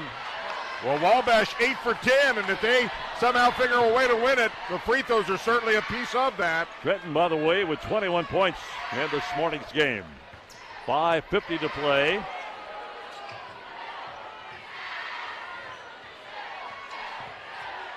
Frankton. Wabash had set this defense up, and they got broken down by Brayton Kane. Boy, Kane now with 4, and that none bigger than that one. He had a beautiful first step. 5 points now for Brayton. His average is just over 8 points a game and leads the team in assists with 4 and steals with 2. Inside, all by his lonesome. There's the big guy, Elijah Vandervelden. Vandervelden with 8. That's half a point higher than his scoring average of 7.5. 30-second timeout taken by Frankton. 5 minutes and 20 seconds to play in this contest. This is one of 2 games here today, Jan. Covington and Alexandra waiting in the wings, and if it's anything like this, then the people really got their money's worth. And I think it will be. I think it's going to be a physical, hard-fought defensive ball game. We're now with 5:20 left in this one, a 3.1 possession game. Now it's turning into a possession ball game. Can't turn it over, got to hit your free throws because every possession now as that clock ticks down becomes so important. This is a game where, Jan, 1 or 2 mistakes can really dictate the outcome. Yeah, and right now just a small little factor is Wabash is 8 for 10, Frankton 6 for 11 unofficially, but still those have now come into play because it's a 3-point ball game. So here comes Wabash showing a full court pressure, and Frankton has no trouble breaking it, get it across the timeline, set up the offense. This is Brayton Kane at long range. Here's Hartley. Hartley's done a good job, Jan. He was not in the starting lineup, but came into the first couple of minutes of the game. Yeah, all you'd love is for on a certain game, a person off the bench step up and make an impact.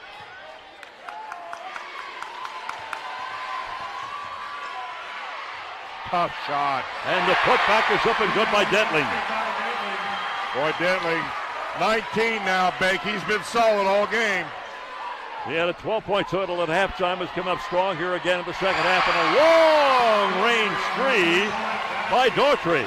My goodness. There's nothing better than when a young man has so much confidence that he's willing to just take that shot and drill it. I love it. He just cut that 5-point lead down to 2 in a hurry. Yes, he did. Second three-pointer in the quarter. 43 for him on the year.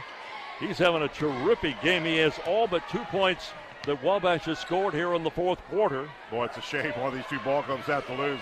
This has been one well of a ball game, Big. 24 points for Daughtry, 11 scoring here in this quarter. 4 minutes exactly to play. We're halfway through the fourth quarter. But you'd much rather play with the lead because clock's your friend. Out of bounds, and we're going to stay in the possession of Frankton. I thought for a moment they were going to get the blocking foul called on the baseline, but not the case. 3:52 to play. Well, there was a lot of possibilities there. There could have been blocking. You thought maybe he steps out of bounds, and for whatever reason, we're out of, a little ways away. He got the ball back. Yeah, blocking, charging, out of bounds, pick one. Yeah, it could have been anything. Mopping up some perspiration. And again, this is a packed house. In fact, there are people standing in the entry areas with no place to go and waiting for a seat after some of these fans exit perhaps after this game. Well, we're back in action again. Every possession so huge. 2-point lead for the team with the ball, Frankton. Well, it's been fun to watch this game. Oh, it's been a great high school basketball game. Hartley comes back out to the long range again. This time, again, they bring Ryan Detling way out high, Jan. He's trying to draw the big guy out. Now he goes inside and gets the layup, and the basket's going to count. And they're looking at Vanderbilt, and we'll see. Well, that's just pretty basketball. It is. When you got the lead, the clock's your friend, move the ball around, continue to work it towards the goal. That's exactly what Frankton does, and they get it to their money man.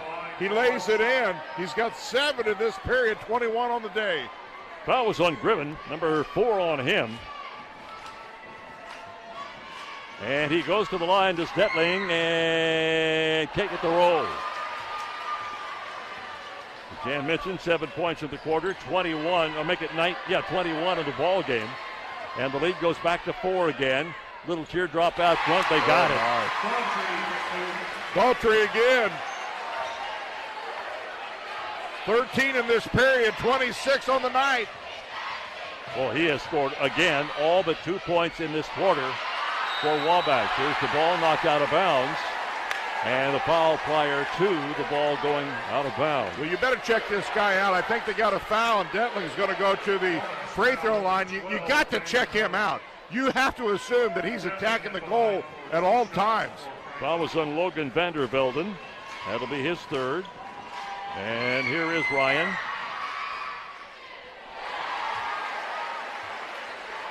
Eight points in the quarter, 22 of the game. High of 31 this year, if you're wondering. Got to hit free throws. Frankton now 8 for 14. Got that one. 9 for 15 now from the free throw line. Frankton. Substitution now for Frankton. Back onto the court is the starting guard, 5'10" junior Ethan Bates. Bates averages 5 points a game. Second of the ball club in assists with 3.3 and steals with 1.9. He has 2 points total. Jumper won't go. All about the effort. Taken off by the shooter that time, Blake Gribben. Long 3, no good. Rebound to Frankton. Well, they got a couple good looks. Didn't fall. Offensive foul called against Frankton. It'll be on Key. That'll be 2 on him. Well, here's the deal. That's one of those could go either way calls. If you're Frankton, you don't need to take that risk. No. You have the lead, reverse the ball. I'm not agreeing or disagreeing with the call, but as a player, no sense taking that risk. 2:40 to go. 52-48. Frankton with a 4-point lead. Neither ball club has been able to establish any kind of dominance in this game. Frankton's led by as many as 5. They have trailed by as many as 5. Clock winding down to 2:20. Long 3 could cut it in, and they got it. Oh, my. Long range 3 by Derek Vogel. His second 3 of the game. His 30th on the year, and 8 points for the 5'11" junior. And a timeout taken by Wabash. Full timeout. And it is a full timeout, so we will take a break. You're watching the IHSAA Boys State Basketball Tournament. Hanover Central. We need to finish thanking Napleton, River Oaks, Honda, People's Bank, Purdue Northwest, and Rush Radio Surgery Chicago. Timeout on the floor brought to you by Yanni Law. Back in 30 seconds. 2:55 to go in the first half. 13-11. Hanover Central trails to Culver on WJOB. When you hire certified electrician contractors, you're getting the best. But just as important as our skill and expertise is our culture of safety. We know it's important to you, and we know it's important to them. Certified Electrician represents the NECA IBEW team, a team where safety and productivity go hand in hand. It's why our jobs finish on time and on budget. It's why owners that use us are repeat customers. Certified Electrician, working together, powering Northwest Indiana. 13-11 the score. Culver in front of Hanover Central here on WJOB on IHSAATV.org. We thank you for joining us around the northern part of the prize fighter. Both teams just laying great punches, and neither one will refuse to go down. It has been fun. The only people not having fun right now are the coaches. But they're trying to figure out how they can either overcome a 1-point deficit or hang on to a 1-point lead. Inside 2 minutes, fourth quarter. Backdoor cut was blocked away, picked up though by Frankton. They look for the outside shot, penetrate inside to get the layup from Caden Key. That's just great basketball. I'm telling you, this young man's been the difference maker in the second period. Just great decision making. He had a 9-point third quarter. He has 15 points in the game. Here's the pull-up shot from long range. It won't go, and the rebound comes off into the hands of Caden Key. Now, if you're Frankton, you got to be smart. Take care of the basketball. Only take a great shot. And if you're Wabash, you've got to put the pressure on, but not commit the foul, perhaps. There may reach a point now. Frankton's going to take a timeout, a full timeout. With 1:15 to play, we will take a break likewise. It's 54-51 Frankton on the IHS. From Treante Lamox. And now the Braves look to add to their lead. Feed inside to first. 3-ball. Good! Zane Burke, the triple. First 3 of the game for the Braves. They've been making their living on the interior for most of this game.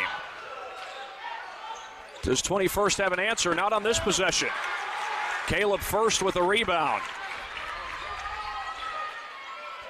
Feed to the corner, baseline drive. Pulver lost it. And back the other way comes Davis. Trying to feed it through a crowd. Ball goes out of bounds. It's going to stay with the Cougars. And meanwhile, Marcus Davidson will come in. He's the younger son of head coach Mark Davidson. The older son being Frank Davidson. Frank a senior. Mark is a sophomore. 37.1 seconds on the clock. It's been since about the 6-minute mark when 21st Century last scored. It's an 11-0 run by Blackhawk. That's right, they were down 7-0, and they've scored the last 11 points in this game.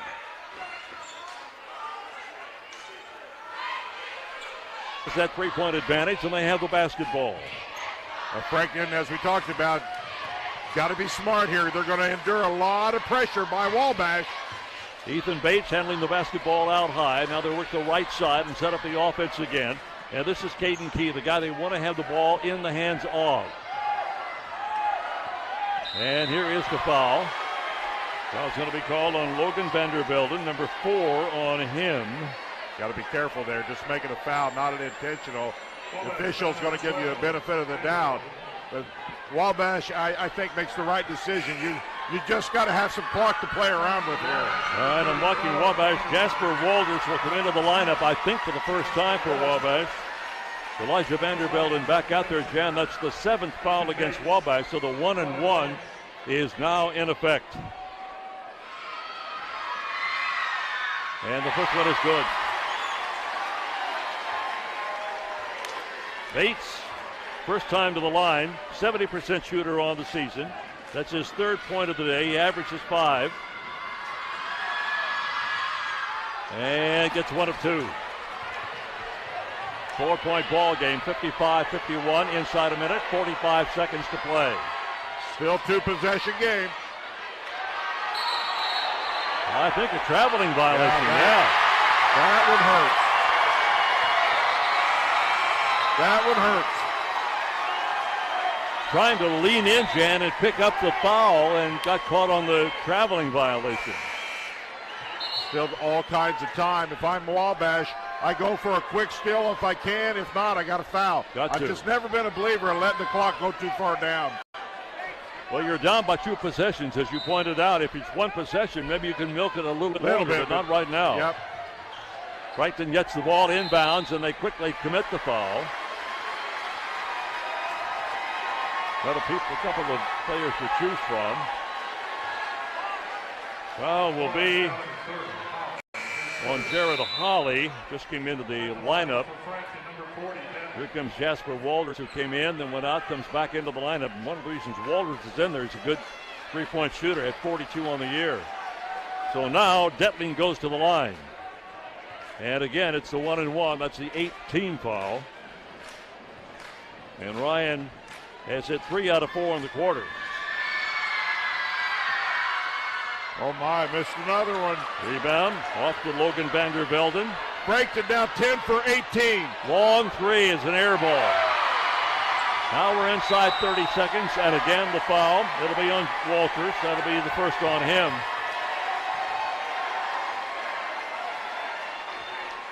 And the clock shows 27-4. Just a little heads up. We'll have a little break between this game and our second game. Then we're back with that contest for you. Then we're back tonight at 8 o'clock on the IHSAA Champions Network, presented by Indiana Farm Bureau Insurance with the coverage. Free throw is off the mark again, this time by Bates. And a timeout taken by Wabash. Craig will be called for a foul. Got there just as the ball got there as well, but the body contact was enough to call a foul. He got him.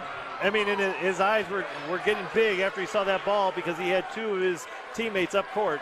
12.9 to go in the first half. Lucido in the backcourt. Two men waiting for him. To Gladwell. Clock rolling, 5 seconds. And now a travel will be called on Cameron Ludwig with 4.4 to go. And that's 3 consecutive turnovers on those possessions. 4.4 seconds. Galloway will get it. Drops it to Britton Watts. It's been a hectic game that we've enjoyed, and I say the word enjoyed because it's been fun to do this particular game, and it's not over yet, Dan, with 24.3 to play. This gym hosts 3,051 people. Now that 51st person hasn't breathed since the tip-off because he's been squashed. There literally must be about 3,200 in here. I tell you what, they are standing room only here. Here we go. They got to have a basket, and they got to have it in a hurry. Don't need the three, but they got to have something. Here is the three, and it's good. That is Vogel again. 3 3-pointers for Vogel. He has 11 points and a quick timeout again. Well, Wabash not going away. That's pretty evident. This young ball club really scratching and clawing. All right, now that's the last timeout that Wabash has. So here's your scenario. You're 14.3 seconds away from somebody moving on to the night game. It's a 55-54 game, Frankton. And the ball would be in Frankton's hands, Jan. If you're Wabash, how much time can you wait before you commit that foul? You can't just let them run their offense. Almost none. I think you go for the absolute steal right out of bounds, and if you don't get it, you got to foul right away. Well, even if they go to the line and make it, you're still a one-possession ball club. Yeah, that's very true. It'll be interesting, and it'll be double bonus after the next foul. So, I'm just watching the coaching staff for Frankton, Brent Robston's guys. They are worn out. Yes, sir. I've watched them down there. We're pretty much right behind them, and I'm watching the Wabash guys to our left down here. And, of course, the head coach of Wabash, Paul Wright, has been working diligently. Wabash since needs the a steal. outset. They don't get, well, they pass it inbounds. Oh, my. Oh, almost a steal. And it is knocked away and out of bounds. Stays in the possession of Frankton. Oh, what a dangerous pass yes, that sir. was. Well, you can thank Hatzel because he literally went after a 50-50 ball. And, honestly, that may have been the difference in the ball game. Well, they have called a foul on Holly. That'll be 2 on him, and now the double bonus. And Hatzel goes to the line for the first time tonight, 63% shooter. None bigger than that one. Oh, boy. Frankton now 11 for 20 from the free throw line. 7 points now for John. Averages 10.5 per game.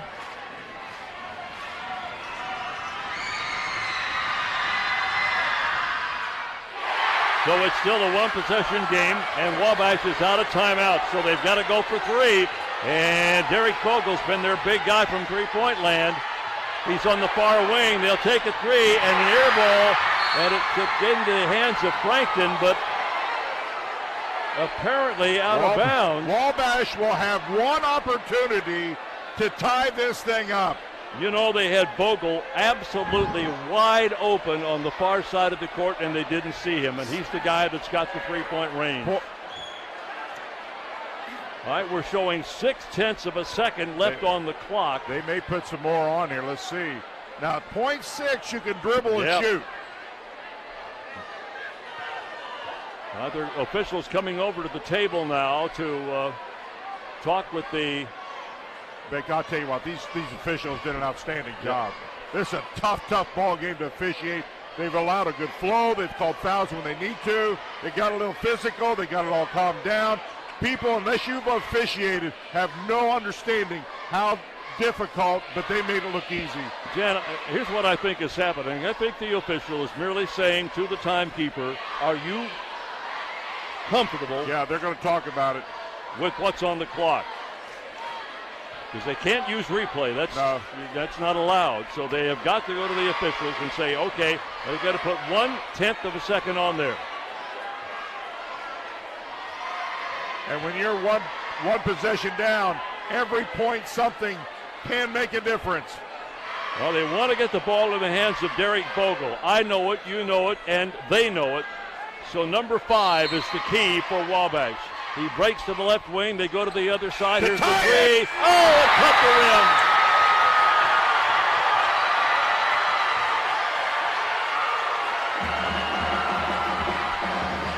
What a game.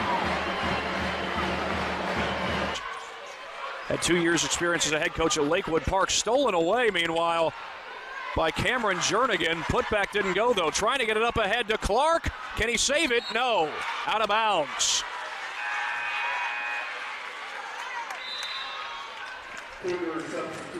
Taiwan Hayes into the game.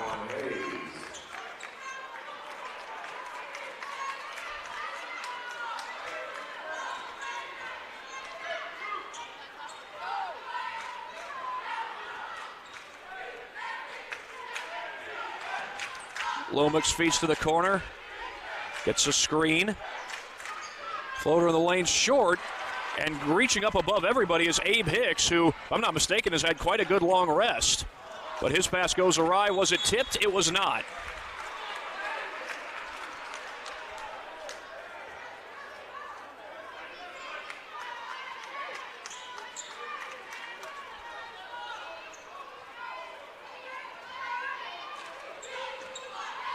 (18-13) in favor of Blackhawk. They have led all the way since about midway through the first quarter when they went up 8-7. Driving inside is Hayes in a crowd, poked away, and they call a foul. And it's a foul on 21st. It's on Tavante Hayes. And that is his first third team foul against the Cougars. It's the Braves who have committed 6 fouls. Clark with a man right on him. Miscommunication with Davidson, and he threw it away. And that looked like it got Demondrek Velez fired up there on the bench. I mean, he's glad his team got a stop. Every stop counts, and this is a Blackhawk team that's more than capable of scoring 90 points in a game. They've done it several times this season. Even when they haven't reached 90, they've been able to break 70 and on some occasions 80. Hayes around the screen. Now Homestead was able to hold him to 44. Good drive inside. John L. Davis, he's got 10 points. Century's going to need every effort they can get out of him to stay in this game. This is Frank Davidson trying to get it inside to fellow big man Caleb First.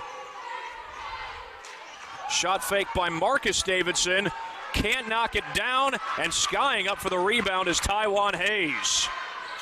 Back the other way.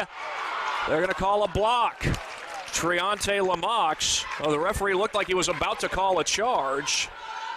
Instead, he called it a blocking foul. And they call it on Abe Hicks. That's going to be his, I believe, his first.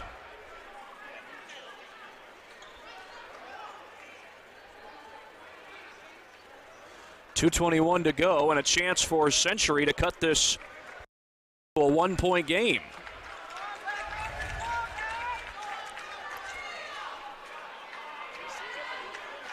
Treonte Lamox at the line. A little strong on the first free throw. It actually was the second foul on Abe Hicks.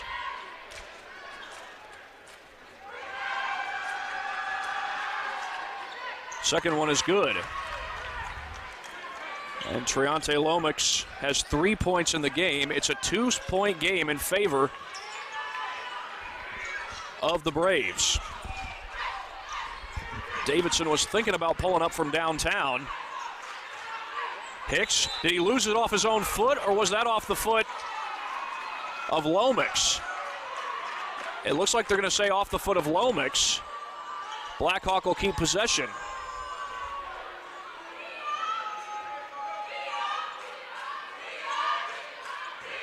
Trinity Clark with the ball, gets a high screen. Got first posting up inside, Davis on the other block. And are they going to call that on first? No, they're actually going to call that one on, I think, Cameron Jernigan. It is on Jernigan.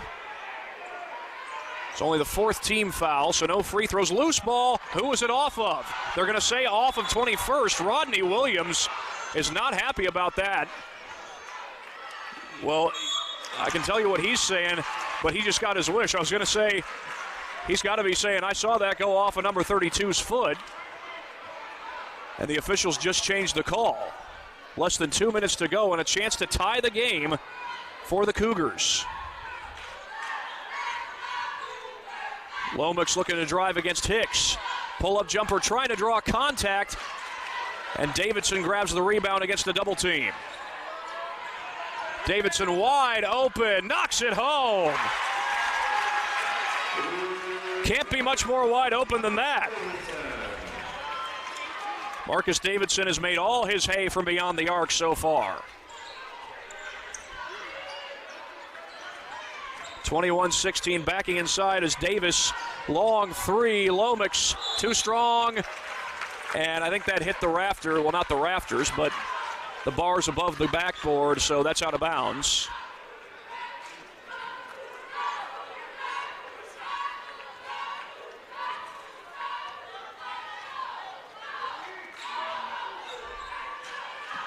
First, looking to draw contact, lays it in, nice move, Caleb First, he's got 10.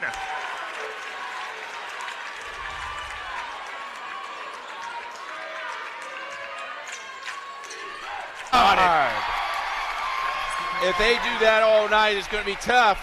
Eckel just 3-4 inch more space. Good shot. And how about that? Right on cue for us. We highlight 2 players for Heritage Christian, and the first 2 points, first 2 buckets for the Eagles is Williams and Eckel. Shenandoah looking for something down low in the post.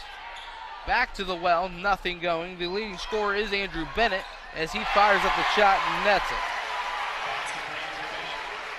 Good no call by the official. Contact was there, but I think that's all incidental. Jake Duran, the senior point guard, more of a pass first, low turnover rate player. Heritage trying to combat against this zone of the Raiders.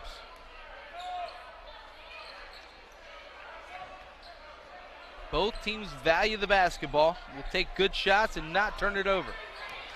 Eckel high post, finds a cutting Williams, and he lets it too strong. Boy, they are fast. Into the lane again. Bennett, great active hands with the deflection. Into the corner, 3 ball, no good. And a foul on the rebound. This one's going to be against Peyton Starks. Starks just threw down Coster, trying to get in position. Here comes subs early. 33 for Heritage Christian. Will Christie transferred from Carmel this year. As now it's going to be ball into the hands of Coster. working it around is Will Christie, you mentioned. Transfer from Carmel in the basketball game. He had a very big, crucial game against Speedway. Foul trouble, sat under a couple of Eagles players in the first half, but he stepped up with a great point production and smart play. Eckel kicks it out. Koster dumped down low, and Williams again. Tell you what, Williams has done a nice job of just opening up for the ball, and this is the first time I've seen him really go inside all year long, Brent. Yes. Andrew Williams knows for the ball, and one of the highest IQs you'll see in all of basketball. Eckel, a huge rebound.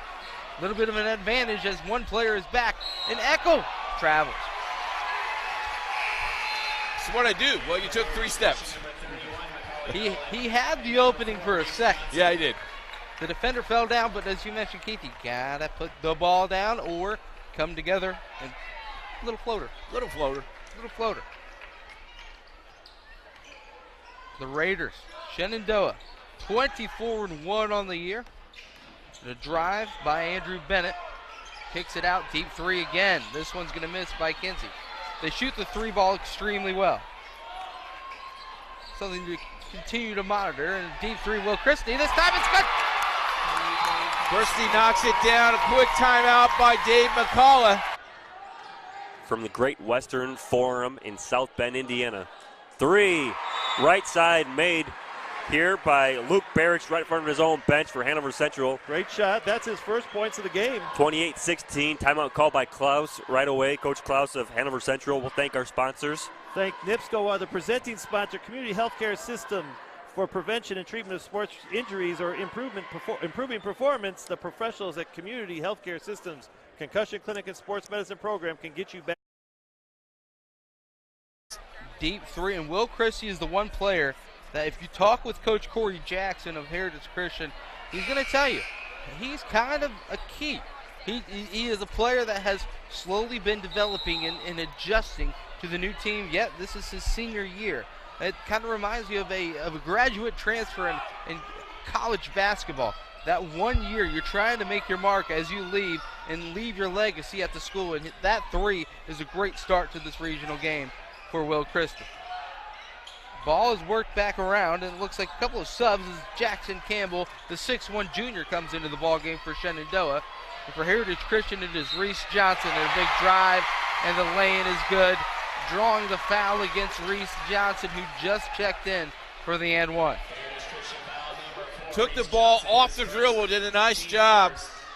Felt the contact. That's a nice shot, guys. That's a great shot of how that went in. Good free throw. And Andrew Bennett, just like most of the Shenandoah team, extremely efficient from the free throw line. They go 80%, 78%, 88%, and 83%, all from the line with 4 out of their 5 starters. Heritage Christian back with the basketball. Andrew Williams, already with 4 early points. He's gotten it right near the rim. Skip out, Reese Johnson fakes the 3. We're down to 2 minutes. And they try and work it into the post to Macaulay Nolan. And it's tipped and stolen. Now Bennett stops and pops to the free throw line, misses it. Big tip out by the junior Campbell. They're going to reset the offense. Looking for a cutter. Instead with the drive is Caden McCullough. Caden wide open. Foot on the line is good. Tied score at 9. And that is Caden McCullough, who shoots the 3 ball at 48%. I repeat, 48%. Pretty impressive. 47 of 98 on the year. That was almost a 3. And a big drive by Williams misses it. Reese Johnson comes up for the rebound and loses it. Shenandoah will bring it back out.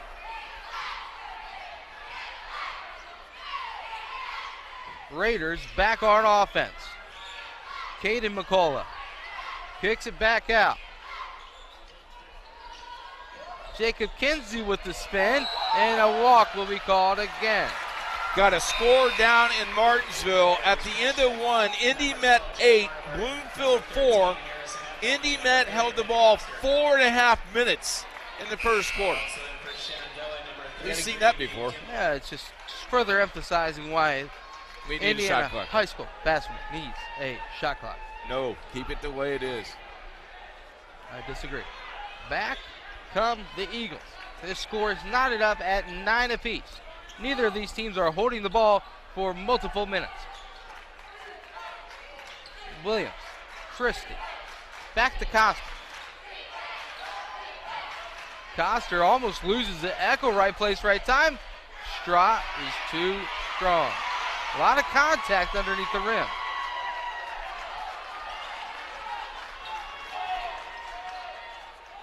Slowing it down is Andrew Bennett. They're going to hold for one shot. There's 17 seconds remaining in the first quarter. It's been a good first quarter here.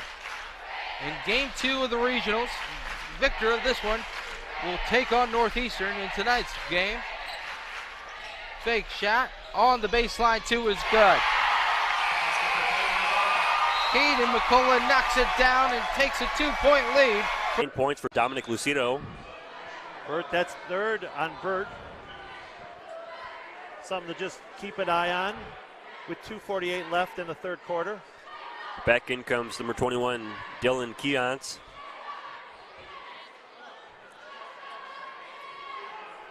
Ten-point game. Under 3 to go in the third quarter. Winner will play West Lafayette or Hammond High tonight at 7 o'clock Central Time or 8 o'clock Eastern Time, depending on where you are at, watching this one from where you live at. Britton Watts got space, right side 3. You started him up there, Ryan. 13 on the day now. 33-20. That 3 brought to you by Streck and Van Til. Culver. Almost 5. They're going to count him 5. It's got to be close. Referee signals it was only 4. Now Keonts trapped. Bounces it into the lane to Barrage. Right back outside. Glidewell just gets it, fires it over Galloway for a 3. Just didn't even seem like it was anything to Glidewell. 9 points for Glidewell, 9 points for Lucido. Trying to keep their team in this game. That 3 brought to you by Streck and Van Til.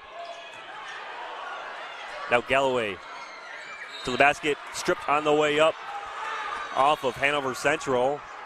And now the crowd starts getting excited. The crowd is now all becoming referees. Hanover's thinking it was their ball. Culver clearly agrees with the officiating crew here. 1:36 on the clock in the third quarter. Bounce pass in the lane to Britton Watts. Through traffic, off the rim, around and in, and 1.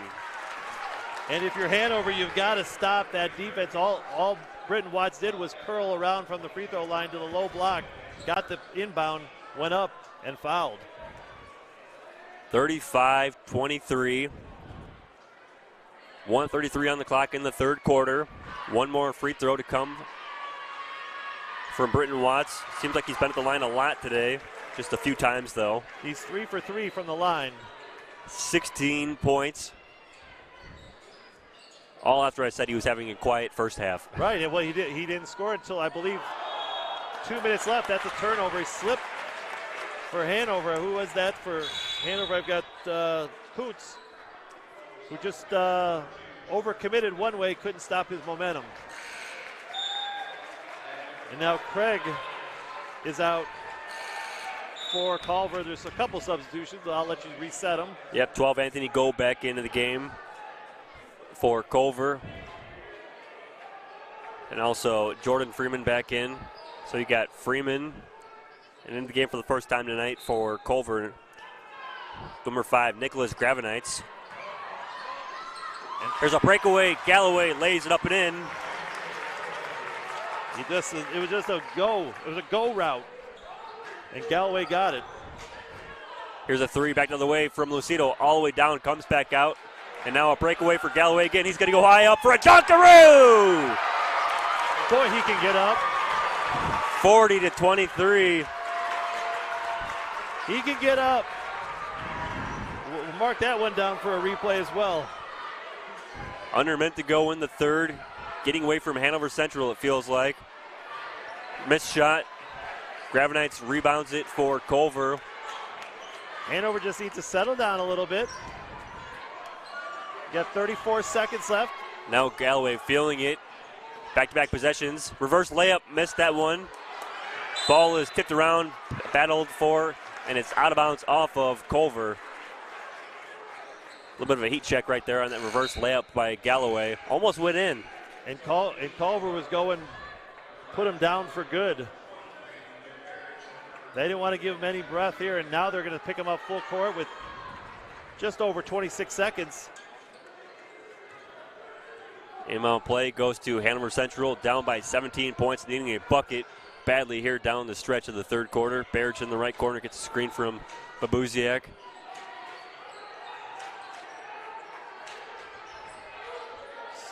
Lucido up top to They got to Barrage. start moving. Now Gladwell, volleyball line 3, off the right rim. Taken down by Britton Watts, and time will expire on the third quarter. At the end of Keith Tradamus on Twitter. Follow us at IndianaSRN. Good point. Good segue. I think both teams are filling each other out. It's like a prize fight. We talk about it all the time. And I don't know.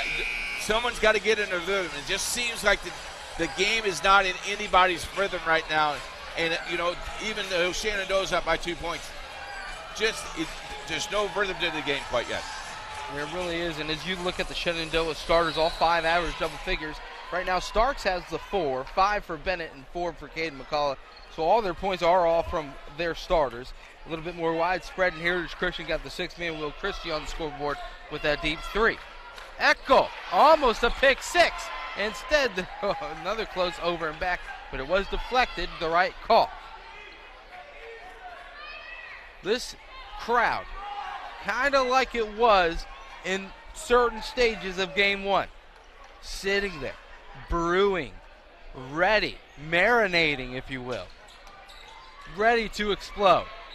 Lay-in is no good, foul is called. Fairman out front. He works with the basketball. He gives it to Coleman. Coleman drives the baseline on Leal and brings it back out front. Fairman out front as we near the 3-minute mark. Down the middle goes, he's fouled in there as down the middle is Fairman. He can't get it to go. As he'll be stepping to the charity stripe. And having 1-1 as they are in the bonus will be Fairman.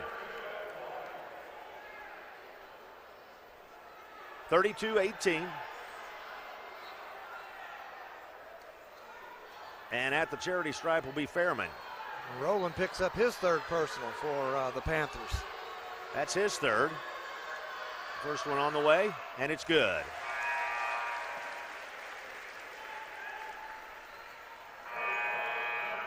Loving's watch reports back in. So we've got 2:58, 32-19. Second one coming up here for Fairman. And it rims around it off. No good. Graham grabs the rebound for Bloomington South.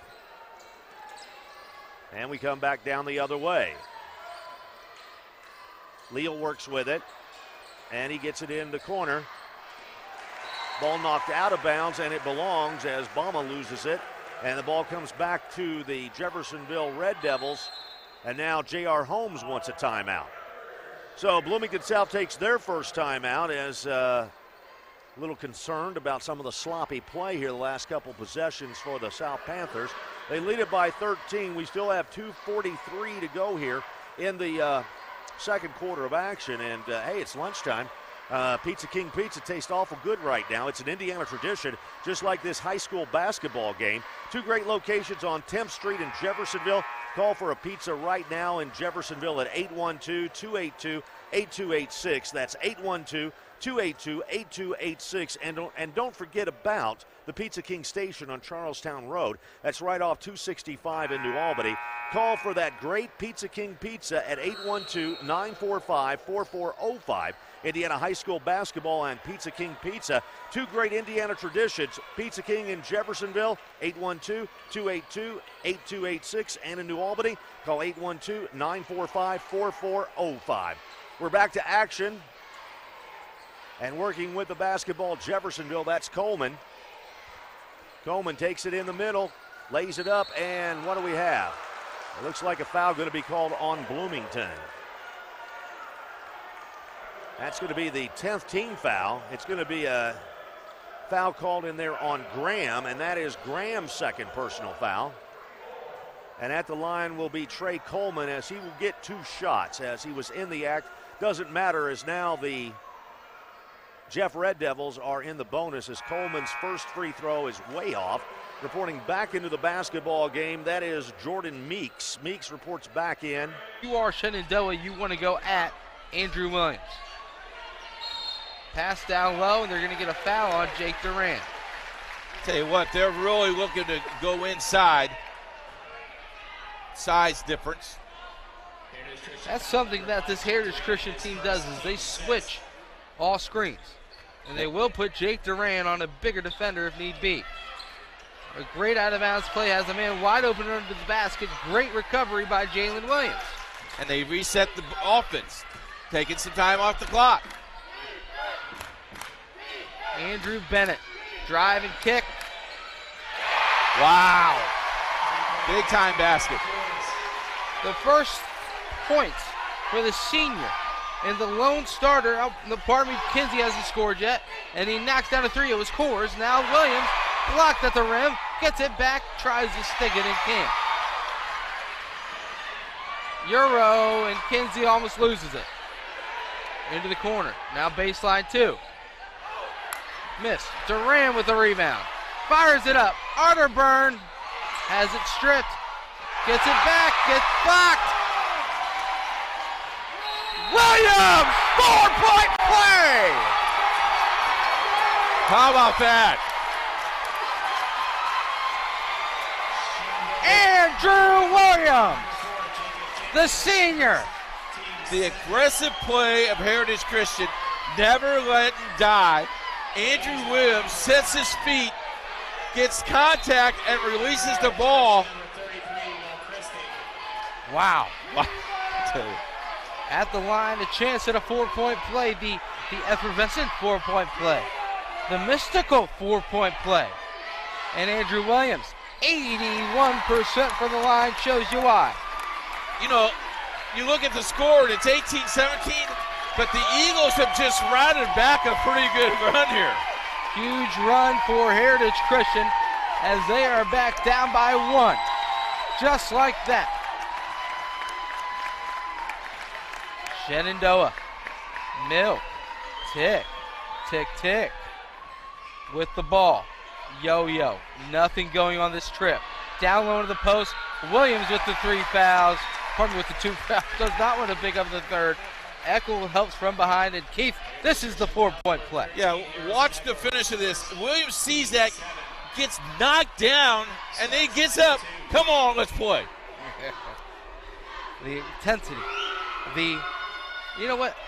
I also want to give Andrew Williams an Oscar. We'll call those the Indiana SRN Oscars. I like that. Okay. The Indiana SRs. Let's call them the Jerrys. The Jerrys. I like it. Yeah. Or the Wizards. Yeah, the Wizards. The great Wizards. Second free throw is going to rim out. 1 for 2 from the stripe for Peyton Starks. He is in a stable of fantastic free throw shooters. He is the last horse. Only 49% on the season. He made 1 of 2 at that trip, and the lead is now 2. Now, you notice they took Williams out of the game because they don't want him to get his third. And they were hoping for a little offense, defense. But the second free throw rattled out. So the Eagles. Down by 2. Will Christie can kind of man that position that Andrew Williams does. He can shoot it from there, you know that, right? In the gym range is what they call it. I saw you knock one of those down about an hour before tip-off. Yeah, I did. That's when I had my sweatsuit on. Did a nice job. Yes, you did. Now extending the defense is Shenandoah. And the clock just ticks. Bennett Coster back out to Christie. And Christie's going to transfer back out to Durant. You know, Keith, I enjoy this for certain situations. But this is another indicator on why the shot clock in Indiana high school basketball is needed. Echo now with it. Echo with the drive, and he lays it in. Tie score. We got a tie ball game, 19-19. 10 seconds left. Pass is right. Got to do something with it. Drive and no call, and that's it. Glidewell 3. Yes. Big shot there by Joey Glidewell. He has 14 on the game. 3 brought to you by Strachan Van Til, 45-31. Culver now being pressed in the backcourt, and a reach-in foul is called on Hanover Central. It'll be a 1-and-1 for Jordan Freeman of Culver with 4:02 to go in the fourth quarter. Glidewell with one of the smoother strokes I've seen. Carpenter's Local 599, we need to thank them for allowing us to broadcast here. CSK Architects, Float 60 Northwest Indiana, Hammond Machine Works, Iron Workers Local 395, Laborers Local 41, Matt Maloney Realtor, Napleton River Oaks Honda. 1-and-1 for Freeman. Knocks down the first free throw, makes it 46-31, and he has one more here for Culver, up by 15 points. Some instructions are from Culver. I think they're going to call a timeout. Gets one more. Nope. Can't do it. Missed that shot. Ball back to Hanover. Lucido bounce pass in the lane. Here a shot put up by Ludwig. He gets swatted out of there. Now Galloway ahead of the pack, caught that goal route, dumped it back to Freeman. Very unselfish for Culver. Always willing to take the extra pass. It's 48-31 and a quick foul called on Culver. I don't think Coach Galloway wanted that one. Leading by 17 with 3:42 left. Let the clock keep running.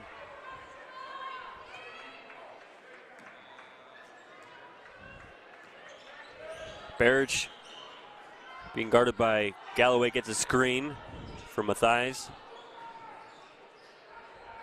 No space down low for Hanover Central today, Dan. None at all. They're getting everything on rebounds. They need to free up Glidewell. Lucido 3 off the front rim into the hands of Britton Watts of Culver, who checked in at that last whistle. And now here's a foul by Cameron Ludwig in the backcourt, just riding Britton Watts, and then he says something to Britton Watts as he walks by him, as Britton Watts is by the free throw line with his teammates. And that's the second time that exchange. The first time Britton Watts handed him the ball. This time Britton Watts will see if he can add to his total here. Britton Watts misses the front end of the 1-and-1. 3:10 on the clock in the fourth quarter. Glidewell into the left corner. They're down by 17 points, the Wildcats. Hanover's got to have some urgency here now.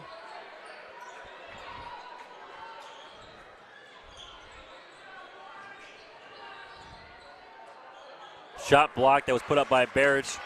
Craig just got a pinky on it. Now Gobe goes all the way with getting a lead pass from Galloway. Second basket of the game by Anthony Gobe. He's got 5 on the night. Largest lead of the night for Culver, 19 points. Mathias fouled on the way up for a shot. He will go to the line for 2 free throws with 2:30 to go in the fourth quarter, and the Wildcats down by 19. We need to finish thanking Napleton River Oaks Honda, People's Bank, Purdue Northwest, Rush Radio Surgery Chicago, as well as NIPSCO Community Healthcare Systems, Bridges Scoreboard Restaurant, Bricklayers Local 4, Strachan Van Til, Certified Electrician Yaney Law, Smith Sursik Attorneys Law, and of course, thank Walsh Construction, who is sponsoring the player of the game. Don't forget, Bridges Scoreboard is an official Blackhawks restaurant. Go to any Blackhawks game, home or away, to watch the Blackhawks at Bridges Scoreboard. A couple of starters being pulled now for Culver with 2:30 to go, up by 18 points. We'll see how long. They stay a 17-point lead. Both free throws made by Mathias. You think that's safe, but Hanover is not going to give up right now. Going full court. Have to watch the long pass. Into the game, Keith Kuntz for Hanover Central now. Britton Watts dribbling it around, just trying to burn some clock off and get this Culver team to the night game healthy. Travel called on Britton Watts. Healthy and rested, that's the key. Especially with the 2 games in one. 2:18 to go in the fourth. Coach Galloway's questioning the official. Official brought some comments back. Clydewell, 3, back rim, nope. Offensive board here, grabbed by Hanover Central. Bringing it down was Brendan Bonner. I think we got a tie-up. It's the furthest point from our location. The referee's pointing at Teeth. I don't know what happened. He got punched in the mouth. They're going to call a foul, I think, on Culver. No, they didn't call anything. He got hit in the mouth a bit, yet there was no foul, so. Makes sense. Okay. 2 minutes to go and under. Lucido Euro steps his way to the basket. Push off foul called on Culver. And Coach Galloway's asking his bench to relax a little bit here. He'll handle the conversations. They will give that a in the act motion, so it's a 2-shot foul for Dominic Lucido. Makes the first free throw. 10 points now for Dominic Lucido of Hanover Central. 1:57 to go in the fourth quarter. Gets them both. And I'll tell you, to go to the officiating, I'll tell you what, this has been a great officiated game here today. Not a lot of issues, not a lot of questions. Of course, the coaches and fans always have questions. But from our perspective, pretty clean game. I concur. Ball back over to Culver. Full length of the floor. Right to left. Home white jerseys. Ethan Britton Watts. And now we're going to get a bump and a foul called here. That foul will be called on Ryan Raskowski. Be the home team in white, Covington in the dark uniforms, and we're about set to go for the second game of the day, now in the afternoon session, with the winner coming back tonight to play Frankton for the regional championship. And we're underway, and the ball controlled by Covington. A 21-4 ball club, averaging 66 points, giving up 49.5 over the regular season. Alexandria's defense allowed 50.2 points per game. Here's the first turnover of the game for Covington. And Alexandria will get the offense cranked on. Again, Brennan Moorhead, number 20, is their key guy. This is Nick Williams out high. Yeah, Nick Williams, pretty big guy. He averages 8 points, but he's the biggest on the court at 6'6". Let's see how much of a factor he is in today's ball game. Not just height, Jam, but he's got some bulk to him also. So the game's just getting underway. Covington turning the ball over the first time they have possession of the ball. And now Alexandria with the basketball. Very patient offense so far. Open man outside is Vernetti. Here is Cade back down to the corner, deep left side. Now brings it back out to the point again. We've gone a minute. Nobody's taken a shot yet. Well, both teams are going to play a very tight man-to-man. We thought that may be the case. Long pass across court, getting inside of Vernetti. Now the ball in the hand of Moorhead. And they swing it back out again. Jemba, this time of the first game, we'd had 6 shots taken by down. Well, Alexandria is understanding how shot selection is a key piece of their puzzle here. They will take the 3 and just gaze the rim. And Covington comes out with the basketball. And driving inside for the layup, it's off the mark. And here's the fellow we were talking about, Nick Williams, who comes off with the rebound. Big rebound.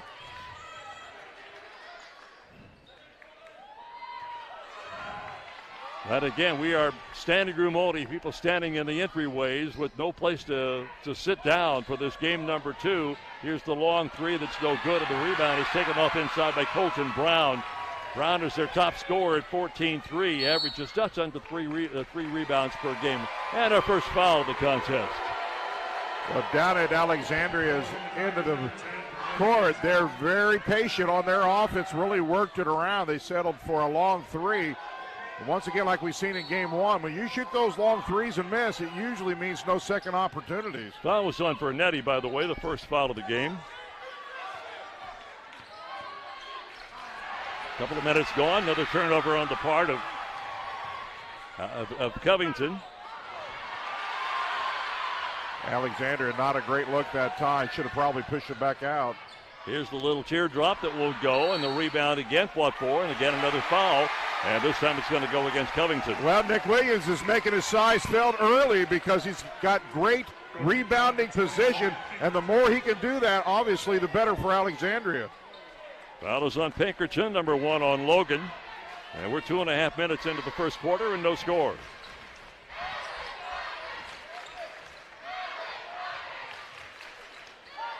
Alexandria shoots 47% from the field, 35% from the three-point zone. Those are pretty much normal numbers over the years. Not a good free throw shooting team particularly at 67%. Well, Covington's really packing their defense in, just kind of almost daring the Tigers to shoot from outside. Yeah, there they go inside of the big fella, Nick Williams. Yeah, that's the shot you want. You got some advantage right there. Great patience by the Tigers, great shot. So the first points of the ball game go to Alexandria. As Covington comes back on the attack, and they stepped on the baseline, so they have turned the ball over now 3 times.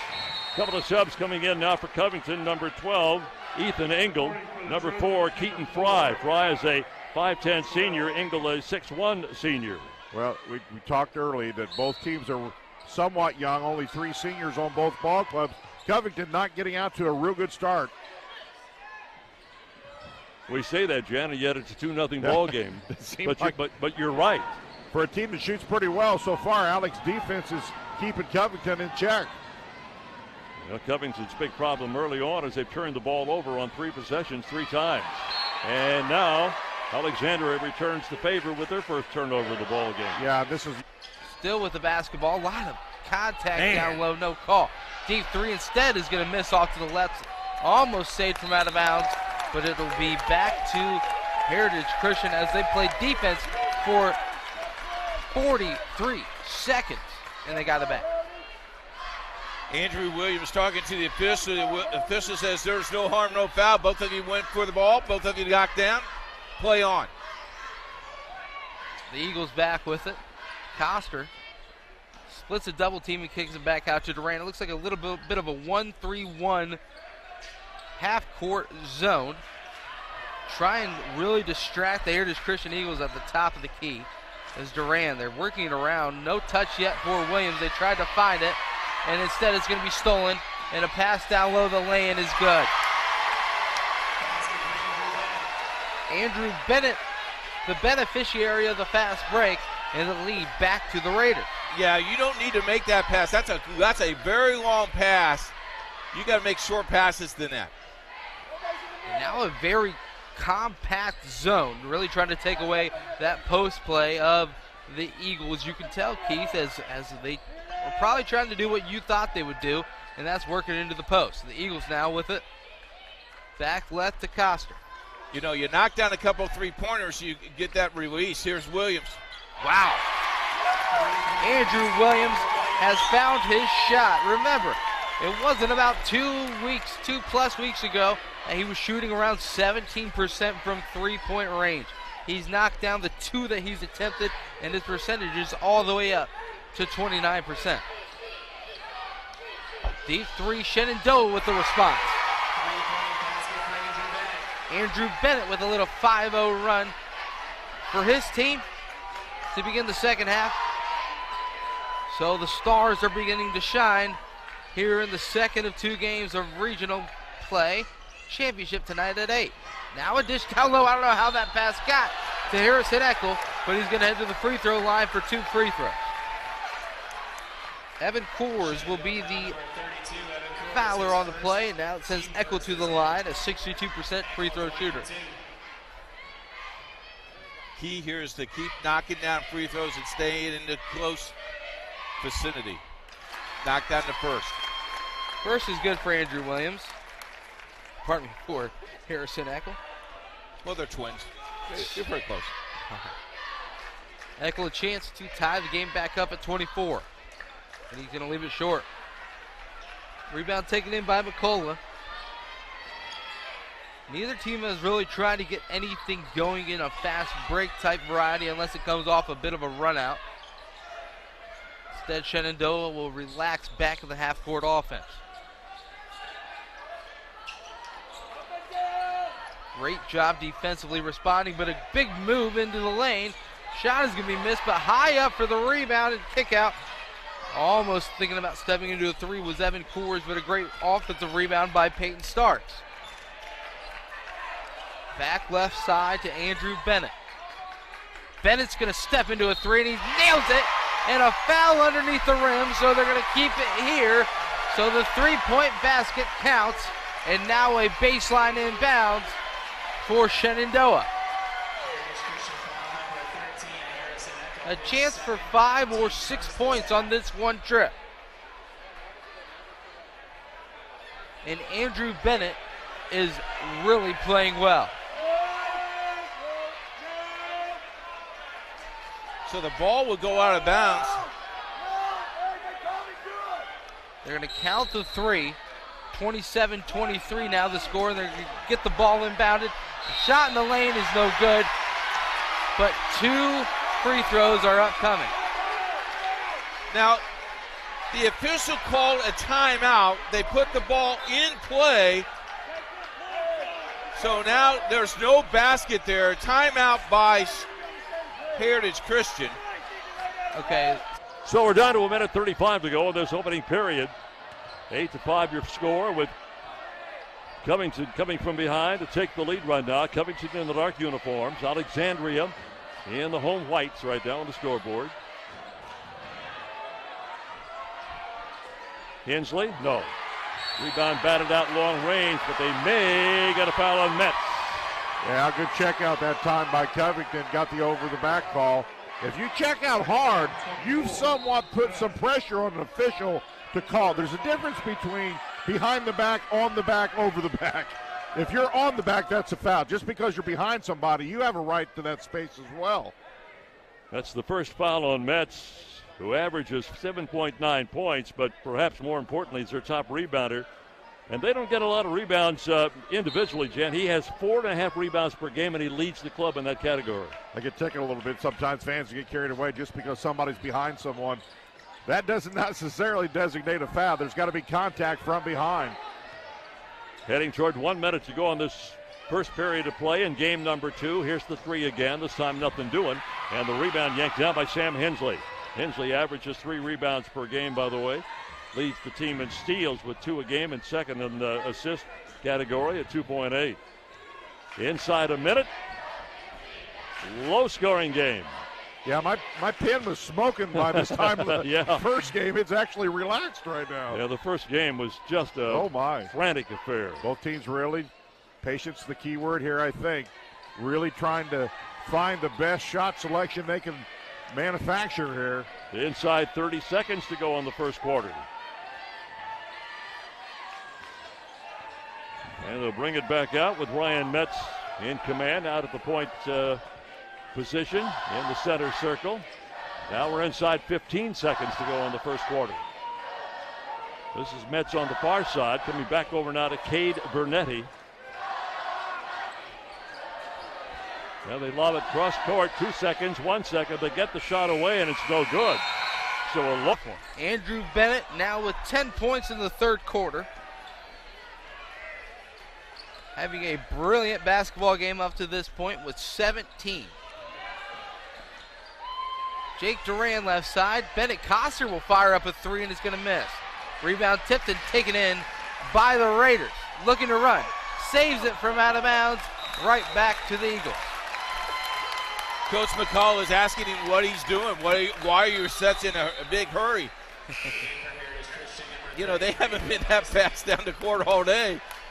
Take your time. You're up by 6. Will Chrissy checks back in. He had that lone deep three in the first quarter. The transfer from Carmel High School has done a fantastic job for the Eagles this year. And he's back onto the court. Jake Durant into the left corner. Arterburn, a couple of crossovers. Now back out to Andrew Williams. Williams calls his own number, instead works it back out to Rand.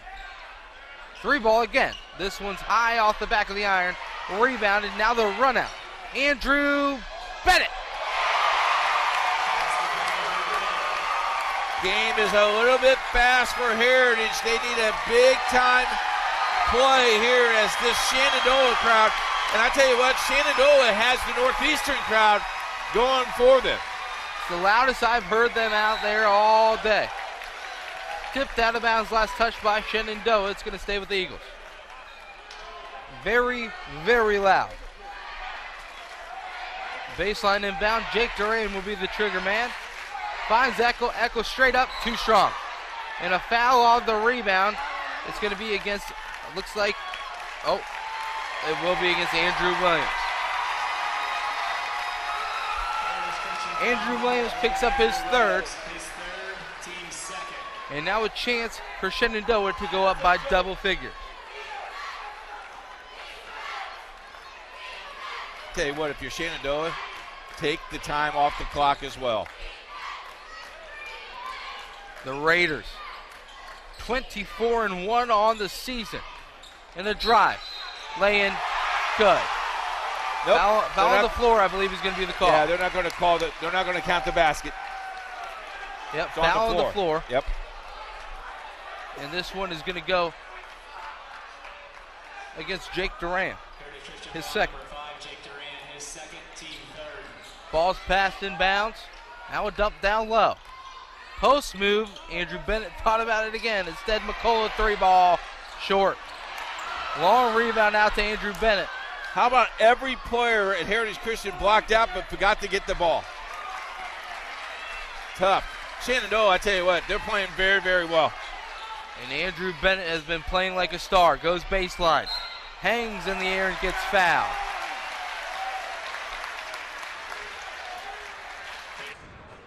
Reach, that's his second. Karloftis, right elbow, keeps his dribble alive, pulls back out. Now he's trying to get by Stiles, and Stiles not budging at all. No, Karloftis heavy right hand.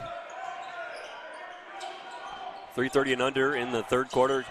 Harris takes it away from Bongo, trapped in the corner. He's got to get a teammate. Now he gets it to Stiles.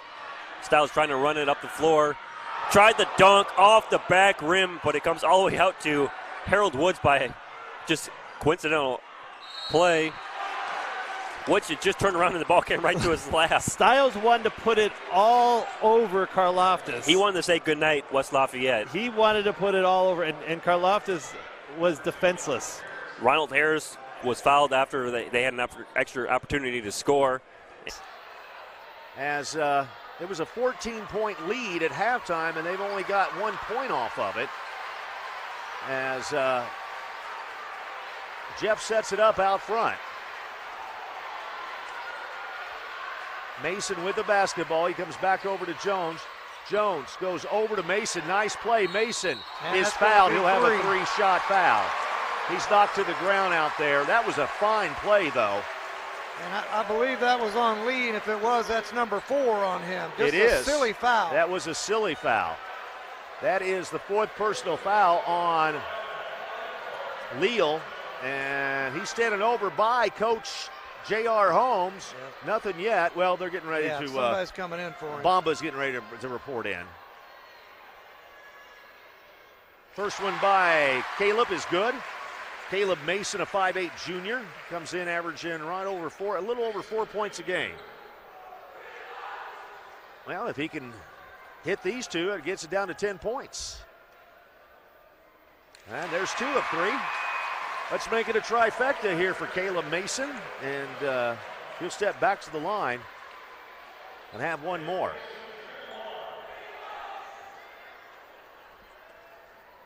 The folks down at Hoopsters Sports Grill is cheering right now, I guarantee it. Can't get the third one to go. It cuts the lead to 11 as we're down right at a half a minute to play here. Oop, he double He dribbled. walked. No, That's he just yeah, good double defense. dribbled. Yeah, he double dribbled. He did something he shouldn't have. Yeah, and that's just defense. That was a double. Yeah, that was a double dribble. Well, you know, the Jeffersonville Red Devils folks could get it within single digits here. And let's see what happens. They got a little bit of confidence right now. And it comes to Coleman. Coleman over to Lovings Watts. Now that he has the ball taken away in there as they swarmed on him. Yeager way down. And that was probably a good foul there by Mason. With 6 seconds to go here, the scoreboard says 6 points. See, we're under 1 minute. Christie thought about the deep three and said back down to Nolan. Nolan underneath the rim. Fires one up. Shot is no good, and a foul is called. Tell you what, the defense of Shenandoah inside has really played very, very well. The foul will be against Peyton Starks.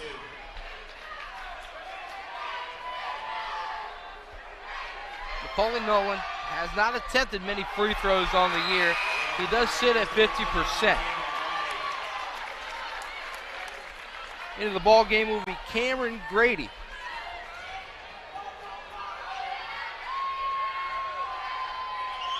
Macaulay Nolan misses both. Wow. 36-23. They've been stuck on 23 for a long time. Yes, they have. Only 4 points in this third quarter. Shenandoah with the ball. Working it out. Now 27 seconds left in the third. The defense is meeting Shenandoah all the way out at midcourt. Ball pass right side. Down to 10 seconds. Jacob Kinsey. Couple of crossovers. Spin move. Lay in. Good. We head to the fourth quarter here. And the foul will be on Caleb Elmore. That's a good bucket for Alec. Now they get the potential of the and one and cut this thing down. You know, the lead felt worse than it really is. They can cut it to 1 point here. At the line is Metz. He's a 61% free throw shooter. First trip to the line by anybody in the Alexandria uniform. Got it. Throw 3 points for Ryland. And as 10 points out, all of a sudden that 8-point lead's down to 1, 15-14 with 2:40 to go in the first half. And a lot of teams will get emotion off of their offense when they score and put it to their defense. I'm seeing a lot better movement out of Alec on the defensive side. Long three, no good. There's Williams. All of a sudden, Covington's went cold. 2:20 to play on the half. That for Williams, another rebound. He averages just a shade under 4 per game. As I pointed out, nobody gets many. Metz again, I'm telling you, degree of difficulty, 9.5. That was tough. 5 points now for Ryland at the other end to come right back and put it up again. That's Keller, number 15.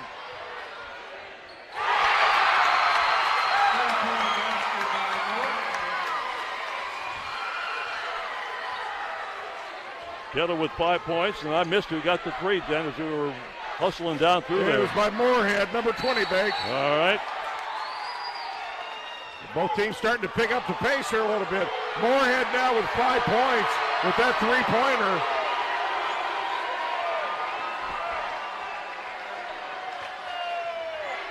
The foul is going to be on Sam Hinchley for Alexandria.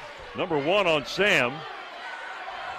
Fans were not particularly enthralled by that, but it's a 19-17 ball game now, and all of a sudden Alexandria showing some spark. Oh my. Brown with his second three-pointer. He's got 6 for Covington.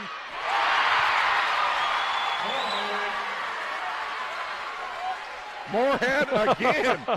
I tell you, the way it's going, you don't want to look away. It's 2 points. Or you miss them. It's 21-20. Moorhead now with 7. Bacon's got 2 2s and 1 3. That's why you make friends in the crowd, to help you out when you move a little slow. Cole Stewart coming back on now for Alexandria. And they happen to be Alexandria fans, so they're right on top of Alexandria's score. Logan Pinkerton coming back in for Covington. 21-20. 4 lead changes. Well, the pace has picked up here, Big. Alexandria, after being down by 8, has come back to lead by 1 with 1:15 to go in the first half. Long 3, and I mean a way outside 3. Taken down inside. Well, the good rebound that time by Elmore, and they get the bucket. Pinkerton on the 2. He's got 4. And a timeout's going to be taken by Covington. With 1:04 to go in the first half. Another lead change. That is 5. And it's back. Nice shot. Another good look there by Andrew Williams as well. Firing it out. Eckel. He has proven he can knock those down. Got a full timeout by Shenandoah. Step aside with him. 40-28 is the score. A 12-point lead for the Raiders. Piper throw line for Hammond High. Knocks down the first one. 16 points on the game. 54-36. Lassiter comes out. He's just gassed. And I'm surprised, they've got Karloftis out there. Bongo's grabbing at his knees as well. So this pressure by Hammond High could be taking its toll. And Lassiter had all those points in the first quarter, the 9 points on the three-pointers. Now it's 19 points, 55-36.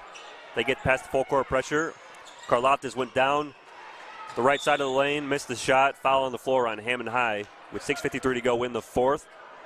Foul's going to be on Woods, I believe, with a little bit of a hold on to Bongo on the ground.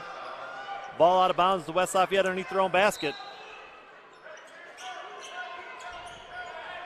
Inbound play, knocked out of bounds by Stiles from Hammond High. It'll take off 1 second, 6:52 to go now in the fourth quarter. Inbounding will be again Colin Martin from West Lafayette on the baseline. West Lafayette's just running 2 curls. Boyle, 3. Nope, rebounded by Harris. Hammond High has it into the half-court set. They aren't slowing things down. And you can see it in the West Lafayette shot. The legs just aren't into the threes anymore. And that's what they need to do to get back into this game, is hit the threes. As Hammond High circle, and they don't really involve him. Now there he is with the basketball, but he's not really involved in the offense at all right now. Yeah, I still think you got to make him a piece of your offense. Every other possession, I want the ball in Williams' hands. 20 seconds to go in the half. A 22-21 affair. Covington in the dark uniforms has the 1-point advantage. We're down to inside 15 seconds to go. Well, they got to find a shooter somewhere. This is Bernetti. Outside again to Williams. They better hurry. They're not going to get anything away. He'll take a desperation shot and knock it in. Just like they drew it up. Now, it's not really a big surprise. Williams had 24 three-pointers on the year. Still a 13-point advantage, and Keith, as you mentioned, can't trade buckets if you're Heritage Christian. And if you're Shenandoah, you just want to keep on riding this way. The Raiders have it tipped and stolen by Andrew Williams. Williams all the way down and blocked at the rim, but they're going to get a foul call. Final score at Greencastle. Christmas Addicts beats Owen Valley by the score of 88-61. Christmas Addicts will take on Beech Grove tonight, 8 o'clock on our sister station. Sean Kroll and Billy Ledlow on the call. The sheriff. Good basket by Williams. And Andrew Williams has been very, very quiet here in the second half. Only his 4th point. One more free throw for the senior. Knocks it down. Wow. Second player in Heritage Christian basketball history to go over the 1,000-point mark and continues to add to it. Now an 11-point game and a spin move and a laydown and a foul from behind by Andrew Williams. The Heritage Christian faithful want to travel.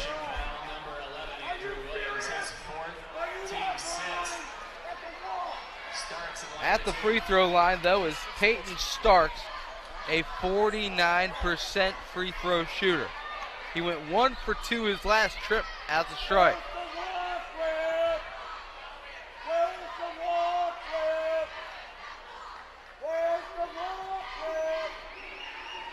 Two free throws. First is good. I'll tell you what, soft rims, you know, we played horse this morning. I knocked down shots like that easy. The nice soft rims, I kind of like it. Yep. I beat you, didn't I? I still lost. Okay. HORSE to H. You made one ridiculous shot. Second free throw is no good. Rebound taken in by Andrew Williams. Eagles now still with a chance. 12 points and Andrew Williams steps into a three. That's it. Big shot. 30-second timeout. Zigzag dribble, trying to burn some clock off. Now Hammond High making West Lafayette moving around here on defense. Woods lost it out of bounds. And that's not needed if you're Hammond High. Granted, you're up 20, but you can't give away an easy turnover like that. Now we've got Lassiter checking back into the ball game. Out goes Truitt. So Lassiter 4 for West Lafayette for all of you watching. In the white jerseys, red numbering and lettering. Gray shoulders. Karloftis throws a pass as hard as possible. I think hit at a Wildcat and went out of bounds. I think it hit Abram. He's got glasses, yeah. I think it hit him in the face or grazed him. Buzzed him. He has his glasses on top of his head. Now he pulls him back down. 57-37 now. Karloftis gets it up top. Spins around in the lane. Floater. Too strong. Rebounded by Styles of Hammond High. Karloftis not giving up. Still working hard. High motor. 20-point game. 57-37. Under 5 to play. Abram tries another rainbow shot. This time it's a timeline back to the right side. And there needs some clock. Under 5 minutes. Double team right at the half court. Now a driving kick. McCullough, 3-ball is good. Big time shot by Caden McCullough. 48% from deep. We've already mentioned it. Extends the lead back up. Now Coster loses it in the lane. Echo back with it. Kicks it back out. Oh, fakes the handoff. Now Jake Duran. Spin move by Coster, and somehow he fires it up. Does not fall through, heading to the free throw line. Felt the contact, put the ball up on the cup, hoping it would go in. Tell you what, free throws are going to win this game. And Bennett Coster heads back to the stripe. Knocked down 2 there. His last trip misses the first of 2.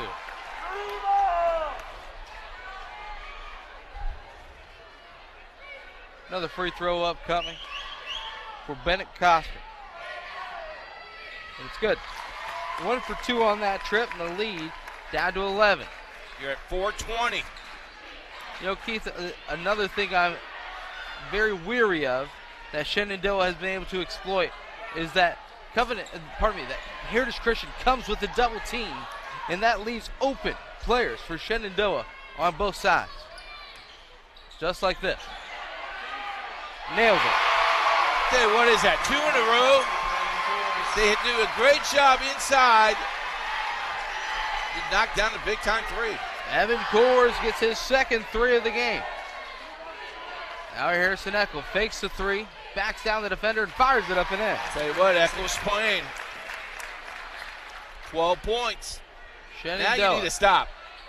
Baseball pass. Andrew Bennett and 1.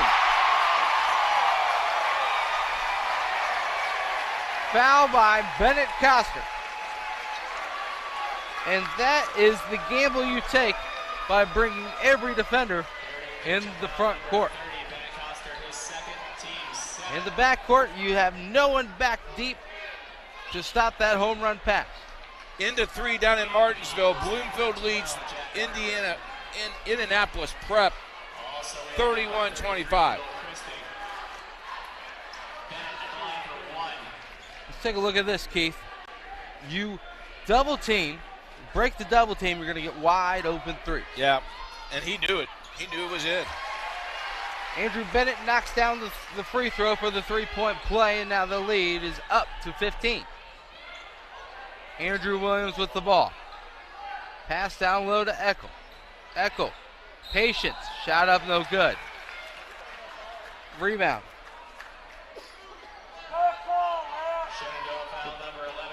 Free throws for Harrison Eckel. Peyton Starks picks up his 3rd foul. You know, you look at this game, it was 11-9 at the end of one. Shenandoah, 19-19 at halftime, 38-23 Shenandoah. And Shenandoah, though Heritage Christian's making a valid effort here, Shenandoah's just knocking down some big-time shots. They are. Winner of this game takes on Northeastern. And I tell you what, Northeastern played very, very well against Monrovia today, folks. 13 points for Eckel. Can't make it 14, but confusion on the rebound. Wow. Out of bounds. Offense for defensive subs as Will Christie and Jack Arterburn will check in. Jake Duran, triggerman. Looking for Williams, he kicks it out to Arterburn. Arterburn tried to go into the corner, out of bounds, last touched by Andrew Bennett. Very warm in this gym, and you can tell it's taken a lot of toll out of both of these teams. They look very weary, Brent. Deep 3, Arterburn nails it. Back and forth. Home now run. Another home run pass. This one is too far. It'll be a baseline inbounds for Heritage Christian, a chance to get it under double digits again. That's one thing Coach McCullough doesn't want. I don't know why they're passing it in right here. Shouldn't it be? No, because the ball was put in bounds first, then that pass. Oh, okay.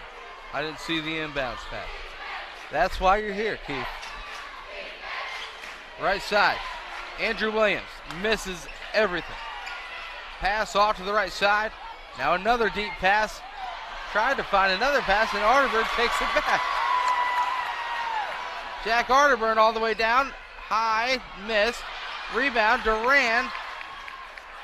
Skips it out to Christie, now to Andrew Williams. Catch and shoot 3 is going to miss. Maybe too quick of a shot. Now right side, an offensive foul is called against Andrew Bennett. How about Williams? Rushed the shot, then he knew he needed to make a play down at this other end.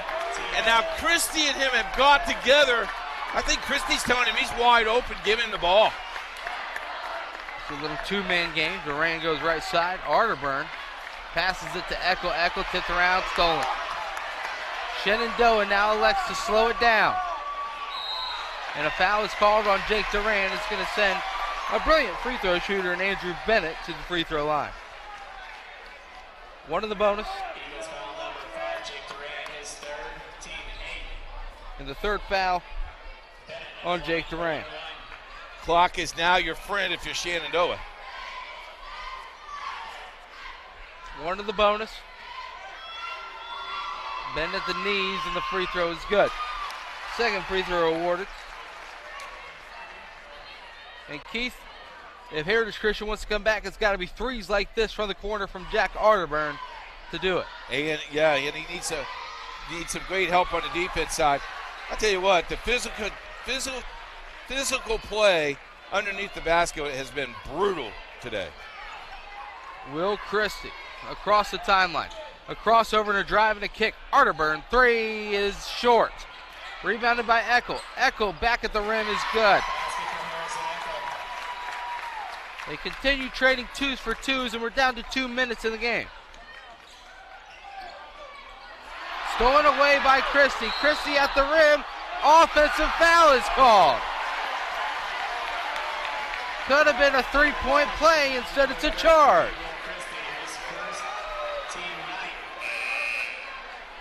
That would have been able to bring them all the way back within 8. Instead, it's going to be a 30-second timeout, and ball will go to Shenandoah with the 11-point lead. Go to looks like Covington, yeah. All right, at the end of the first quarter, 8-5 in favor of Covington. They down at halftime, 24-22. Alexandria had 1 2-point lead. We've had 6 different lead changes in the game. Covington's had a lead as high as 8 in this game. Third quarter just getting underway. A packed house here in Lapel at Lapel High School, the Dog Pound. Baseline 3, got it. Logan Pinkerton, he had 4 points in the first half. That's his first 3. His 27th 3 on the year. And another lead change. Back and forth we go.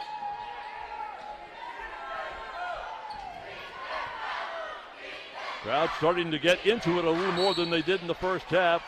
Here's a hand check foul. It'll be against Covington's Daniel Keller. And on Daniel, that'll be personal foul number 1. And, of course, the first against the team here in the second half. Tough pass. You cannot take high-risk pass against a quick team like Covington. They get inside, and Caleb Elmore scores again. Well, I should say again, that's his first bucket of the game. Came in averaging 12.5 points. He and Pinkerton both with scoring averages of 12.5 per. And the lead goes to 3, and another turnover by Alexandria. Yeah, see, you're Alec. You had all that momentum. You threw it away. Covington makes 2 in a row. 5 points in the quarter for Logan. 8% free throw shooter. And I tell you what, now you're in the bonus. Now you knock down free throws to win ball games at the free throw line. 55-44. First free throw's up and in. Hang on to your hats down at Southport. You ready for this one? At the end of third, Ben Davis, 51. Lawrence Central, 44. Ooh, I like that. Keep that one on replay. Put that on autopilot. Second is short. So you got the split that you need. Now you need a bucket if you're Heritage Christian. Jake Durant, right side. Step back 3. Is long, rebounded by Eckel. Eckel back at the rim, dumped down low to Andrew Williams.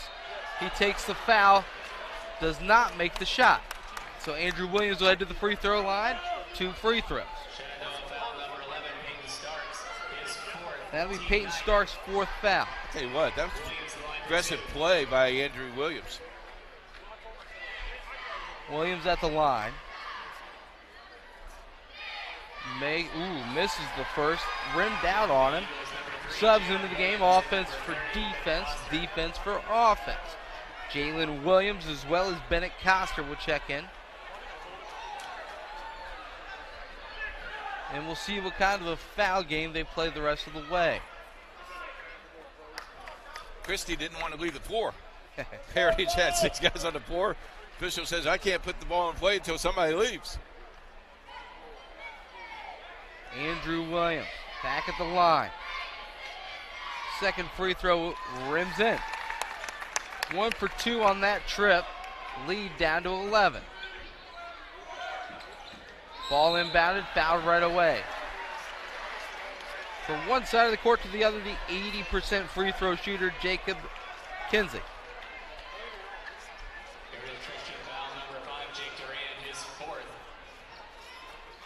Double bonus here for Shenandoah.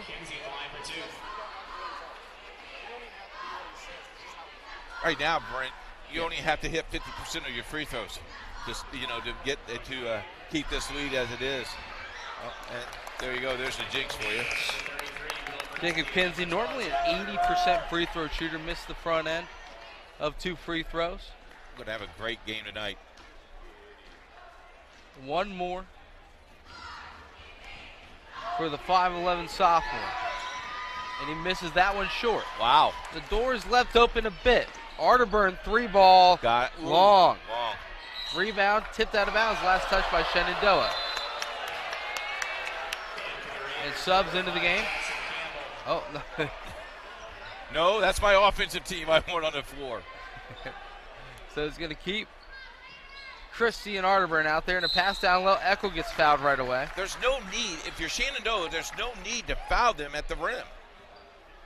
Caden McCullough will pick up the foul. And it'll send Echo to the free throw line.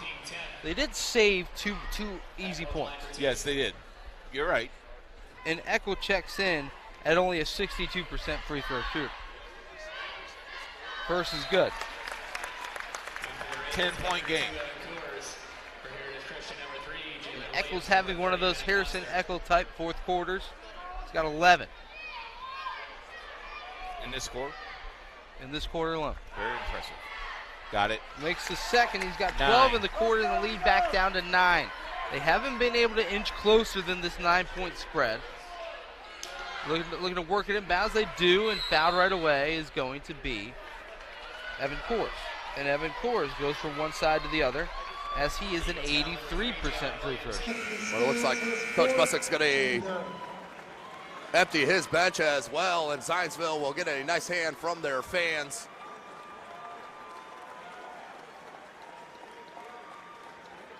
But Thompson, he'll finish with 24 points. What a player is Isaiah Thompson. Brett Kaler to the line. Hits the first. 58 seconds.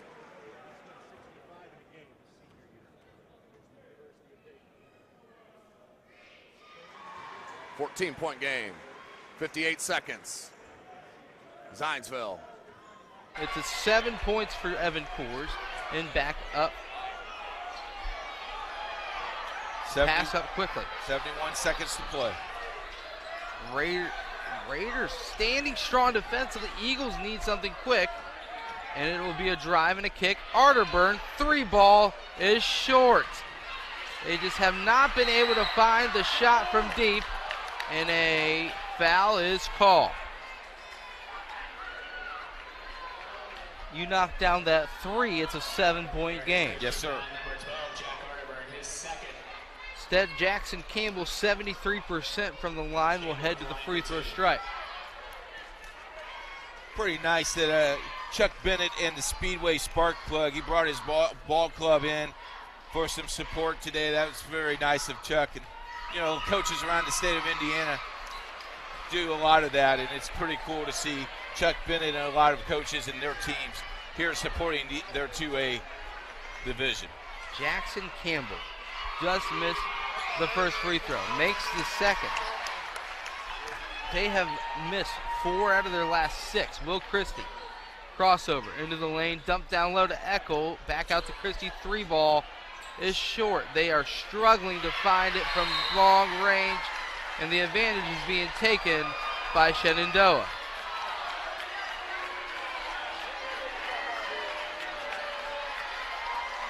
It'll be heading back as Jackson Campbell with an 11-point lead. Eagles foul number 12, Jack Arterburn, his third. 43 ticks left in this ball game. Line for 2.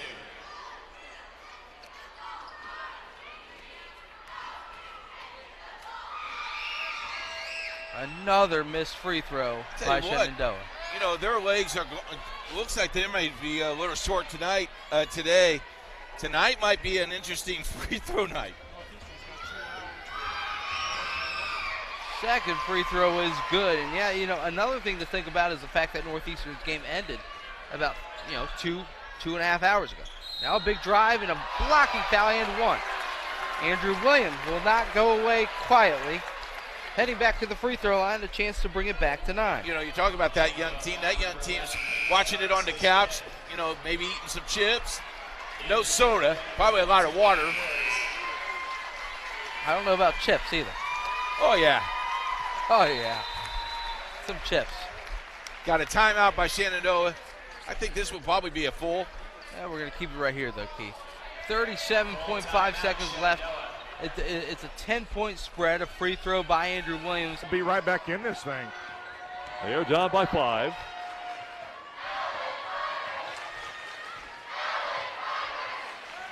Baseline, left side. They couldn't get it. Nobody entered the rebound. It comes off into the hands of Daniel Keller. Not a bad shot. He's been hot. They made some good passes. He was wide open. That was a good look. 1:40 to go, third quarter. And a little teardrop, if you will, for Logan Pinkerton, who has just been fantastic in this quarter, Jan. Boy, he has. Yeah, but 12 points. points. I got him in this player and Yep. 16 overall. Oh. Good bounce that time for Cole Stewart. Only his second field goal, his Hey, fourth point. The ball starting to bounce Alex way here. Covington getting it across the timeline, feeds in the middle, and the layup is good by Elmore. How about the look? Elmore with 6 points of the quarter.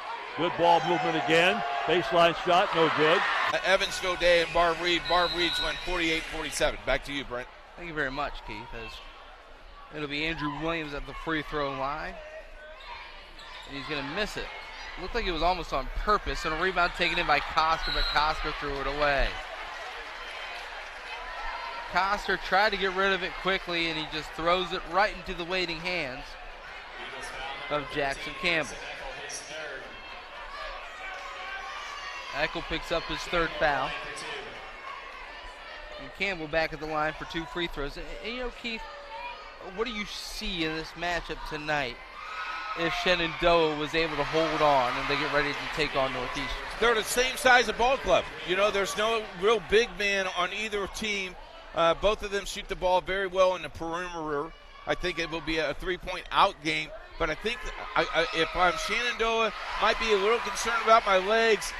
Pretty warm. You got to go home or you got to go somewhere and rest tonight and stay off your feet for a while. Andrew Williams driving, kick. Arterburn can't find it. Andrew Williams gets the rebound and fires up a 3 of his own and nets it. Back down to 9. They continuously get it right there at that 9-point spread, but cannot inch closer than that. Back at the free throw line. And fouling out will be Jake Durant. The senior point guard will check out of the ball game. Number 34, Zach Schlemmer. As a fantastic job by Coach Corey Jackson bringing out all the seniors. Yep, all the seniors going out on the floor. Standing ovation by the Heritage crowd. And a big hug by Andrew Williams and Coach Corey Jackson. You know, we were at the sectional last week where Heritage Christian was able to take down Speedway and head to this regional play. And Coach Corey Jackson got a little choked up when talking about senior Andrew Williams and just the effect that he's had on the school of Heritage Christian and the basketball program and himself. It's a really, really great embrace. Just witness there as Andrew Williams came off and gave Coach Corey Jackson a hug. You know, real quick, the seniors were in Washington, D.C. Or New York City all this week and came back just for this game. 3-point basket by Christie. But congratulations to Shenandoah. Shenandoah, the number 2 team in the Classic 2A, and they show exactly why. A brilliant display of basketball as they take down the number 10 team in the Class of 2A, the Heritage Christian Eagles, 62-55. They will head to the championship game tonight at 8 p.m. as Shenandoah. Alexandria has never been able to get any kind of breathing room. Covington, on the other hand, led by 8 in the first half, kicked it up to 13 at one point. Alexandria came storming back, got it back to within working numbers, and now, after the end of 3, are down by 10. You know, one of the stats I find fascinating is 2 free throws shot in this ball game combined. Which is unusual for the pace and the physicality. No doubt about it. That's what you're right. That's a great point. That's what really makes it unique. 16 points for Pinkerton. He was just on fire in that third quarter, Jam, with 12 points, including 2 3-pointers. Those were big at the time, 16 for him. So we go to the fourth quarter, and right now, Alexandria needs something good to happen, and they'll start out with a 2-point field goal from Brennan Moorhead. He has 12 points to his credit right now. I like Moorhead's game. Always moving without the basketball. Moorhead, the top scorer for Alexandria, with 10.7 points per game. He is the only player on Alexandria's roster in double figures. As I pointed out earlier in talking to the assistant coach, they spread their scoring around. That's no sign that they don't have scores. They just don't have that many guys that score in double figures. They just spread it out. Covington's super patient now. They understand the time is their friend. They're going to make Alex play a little bit of defense. Nobody loves to play defense forever. They're going to try to get something easy here.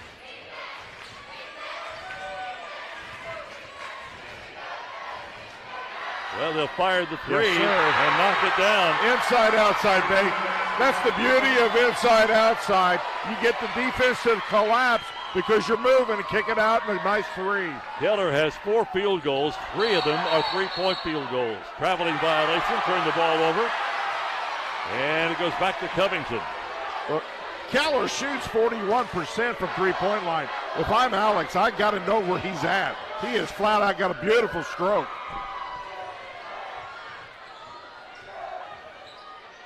Alexandria getting into a situation, Jen, where they're going to have to play perfect ball. Yeah. And they let it get away again, and that's Keller again. 5 points in the quarter, 13 in the afternoon. His average is 8.3. Alex now in a deep hole. They've got to move the ball, but they can't take forever. That's huge. Up and good. That is huge.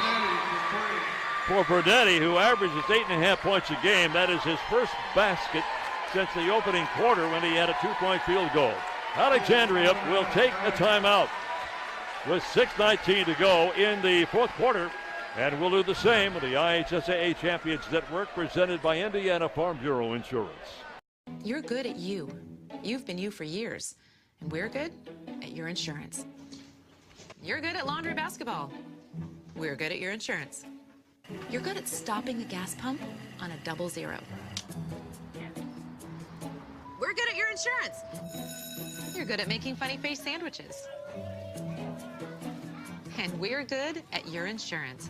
So start with Indiana Farm Bureau Insurance and stop knocking on wood. Got a couple of seconds, Jan. What you got in Class A? All right, let's look at Class A. Argos defeats Covenant Christian 53-34. At Frankfort, it's North Vermilion 59. Southern Wells 53. North Vermilion advances. At Martinsville, it's Greenwood Christian 65. Morristown 55. And finally, Lanesville 55. West Washington 46. Lanesville advances.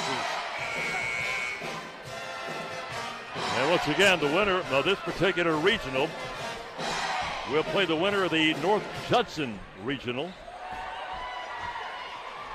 Marquette Catholic, second Andrean beat Marquette Catholic 71-70 earlier today, so that's one of the teams that'll go to the championship game tonight.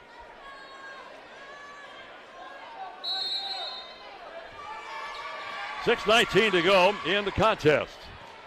Here comes full court pressure now by Covington, or by Alexandria.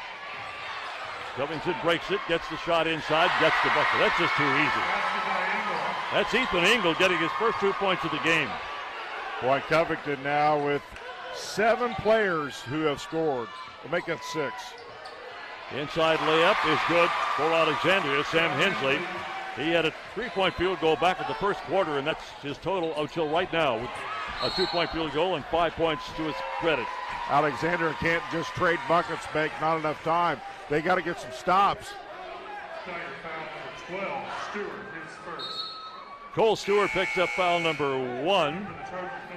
Subbing now for Covington. Logan Pinkerton, 24, Caleb Elmore. It's going to be interesting, Jan, to see how Alexandria defensively attacks this because they've got to stop Covington. Can't just trade buckets. No. 5:40 to go here in the fourth. Here's Brown. No good. Rebound. Take it down and put back up by Caleb Elmore. Yeah, that's a rebound Alec had to have. And they turn it over at the other end. And Covington has it back on the offense again. Beaver inside. And the basket instead goes to Logan Pinkerton. 18 points now for the 5'11 sophomore who averages 12.5. And another turnover, and here comes Covington again. Layup, no good. Put back up, and good by Elmore. Let's see if they count it. Yes, they will. The foul is going to be called against Alexandria. And the foul is on Cole Stewart, number 2 on him. Elmore goes to the line. Boy, Jen, I don't know what the coach said at halftime, but he really fired up Pinkerton and Elmore. Pinkerton had 4 points at halftime. Now he has 18. Elmore had not scored in the first half. Now he has 13. Yeah, Covington has just came out on fire. Quick update. Zionsville advances. They beat Huntington North 52-41.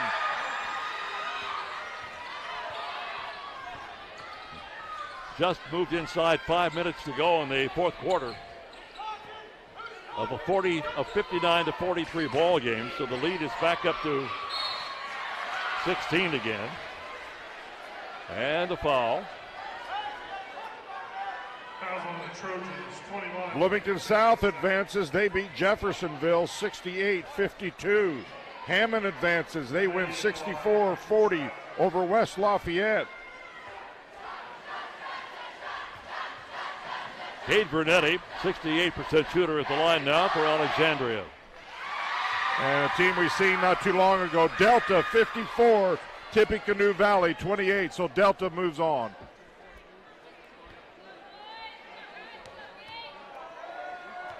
Well, in talking to Chris May at halftime, there seems to be, Jan, in my mind, no one particular team or 2 or 3 that just dominate this year. It looks like a wide open affair.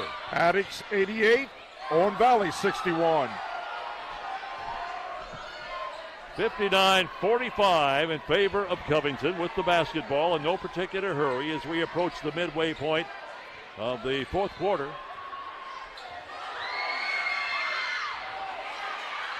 The rebound, Alexandria. Alex got to score, and they got to score in a hurry. Air ball thrown up. That's not what they wanted. Covington will have the basketball as Cole Stewart comes back on for Alexandria. Bake Shenandoah moves on. Dave McCullough's ball club 62. Heritage Christian 55. Tell City 54. Southwestern 48. And a timeout taken by Alexandria.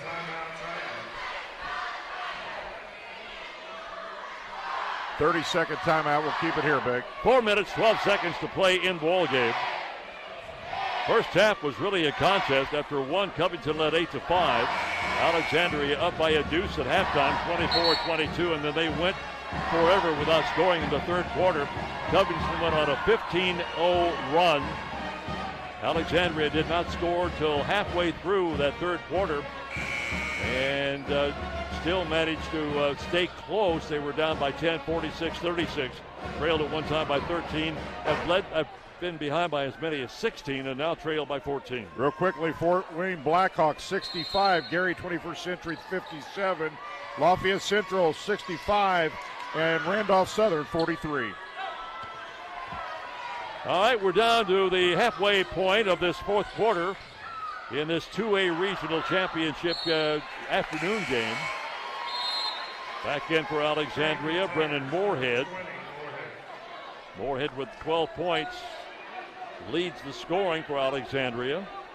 And my final update for you, Big. Yep. Bar Reeves 48, Evansville Day 41. Some pretty close games today. Yeah, real close. Good games everywhere. Inside 4 minutes to go now. Here's the shot that is going to count by Cole Stewart. And he was fouled in the process. Basket is good. Foul is on number 24. That'll be Caleb Elmore. That'll be 2 on him.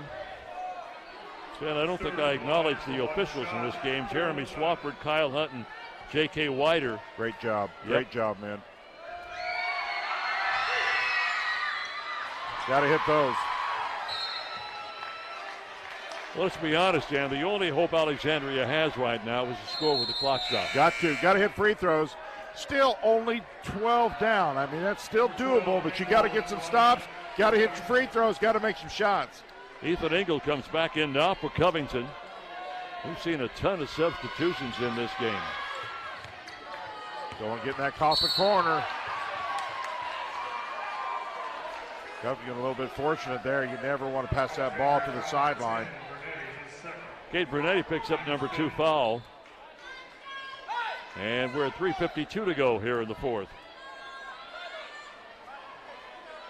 From Covington, patience, patience, patience. Don't necessarily limit your shot selection. It's got to be good, but just be patient. And Alex going to go to the fouling mechanism now. Fouls on Bernetti. That'll be back-to-back fouls. Well, they have fouls to give. Yeah, they've got a ton of them. Yeah, they do. Yeah, they've got, well, that was it. That was the 6th team foul. Yeah, they'll be in bonus now. Yep. In fact, Jan, they want to get in the one-on-one if they can. They prefer to be there. They're there now. Well, they got to send the team to the line. That's their only hope right now. Covington breaks the press, gets the layup. Elmore with 15 on the night, runs the floor so well. And a steal, and a foul on Meltz. Metz, that's number 3 on him. Ryland averaging 7.9 points, has scored 8. He has not scored here in the fourth quarter, and it's going to be a trip to the free throw line back and forth now as Keaton Fry comes back in for Covington. You mentioned earlier Alex losing one of their top players, and even though they played pretty well today, there's no doubt they certainly could have used his help today. Oh, no question. You got a 1,000-point scorer that's not in uniform. Yeah, that's tough.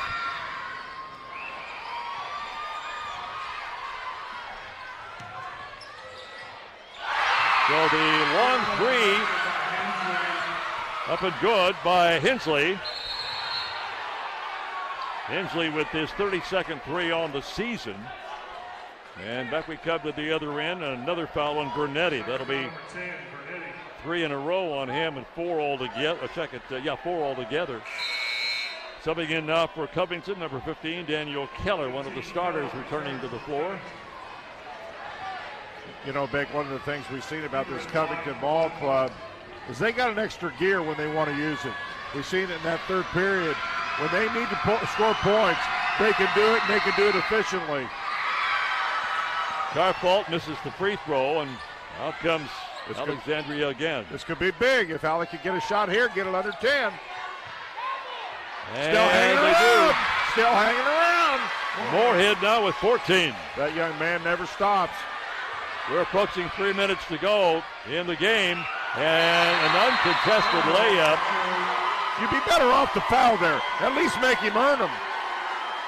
8 points in the quarter, 17 of the game by Elmore.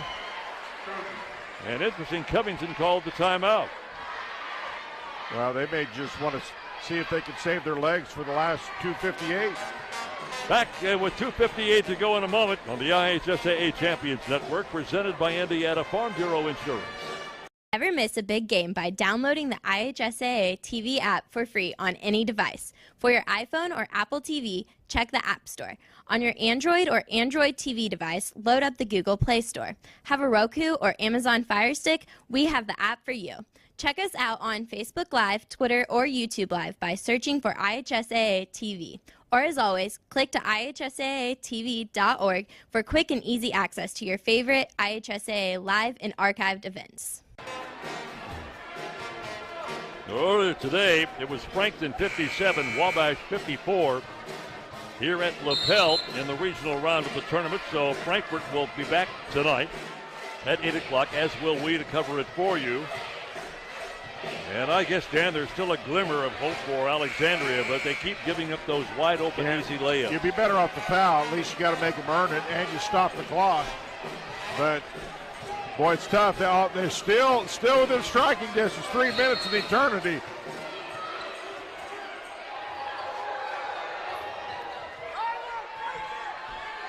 Alexandria has won 13 sectionals, but their previous, prior to this year, was in 1999.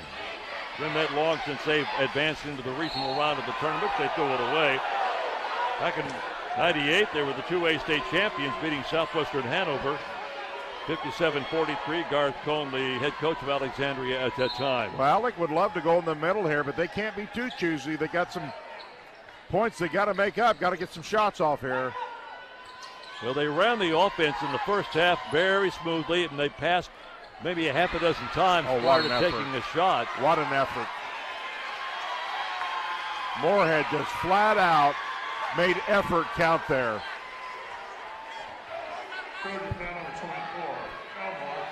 Caleb Elmore gets personal foul number 3.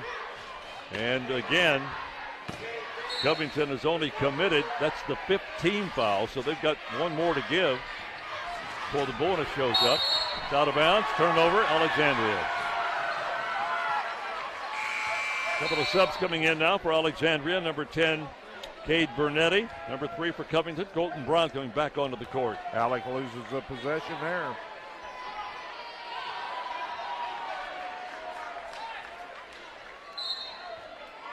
.235 to play in the game.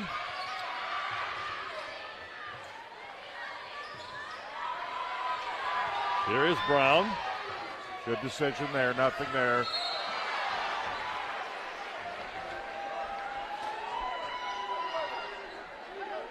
Foul's going to be on Hensley.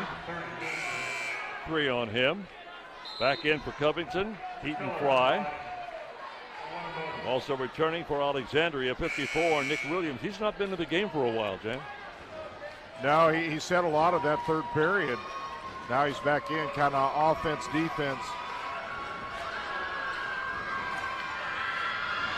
Daniel Keller at the line with the 1-and-1.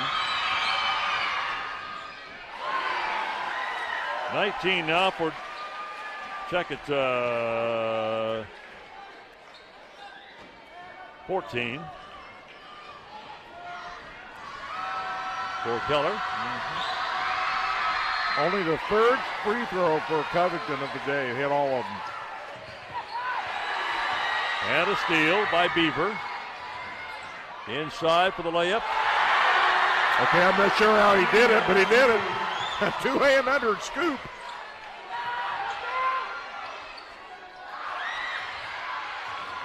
Picked up by Alexandra. Here's the shot. It does not go. After Covington here, you don't want to foul. Cole Stewart will go to the line as the foul is on Engel. Number 1. Cole Stewart at the line, and it will be a 1-and-1. No, it'll be 2 shots. Fouled in the act of shooting. One of the seniors coming in for Alexandria. Number 34 there, Bake. Stokes. First time we've seen him. One of the 3 seniors on this current roster. Trey's played in 23 games this year, not scored a lot, 2.8 points per game. Stewart looking for his second, got him. 8 points now for Cole. That's a couple of points above his scoring average. 2:05 remains in the fourth quarter. It's too easy. Yep. Too many easy ones here down the stretch. Elmore has 10 points in the quarter. 19 all told. Long 3, got it. Deep in the corner, Cole Stewart. 27 three-pointer of the year, first of the game.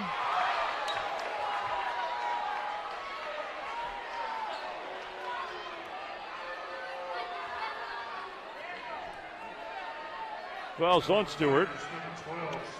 Badly 3 on him. Make you look at the quarters, and Alex got a slow start. They started off with 5 points, rolled off 19 in that second period, had 12 in the third period.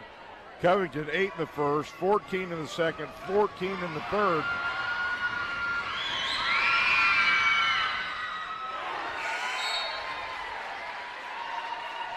Keller now 3 for 3 for the line. Jen, what killed them was the start of the third quarter when they were outscored 15-0. That one hurt.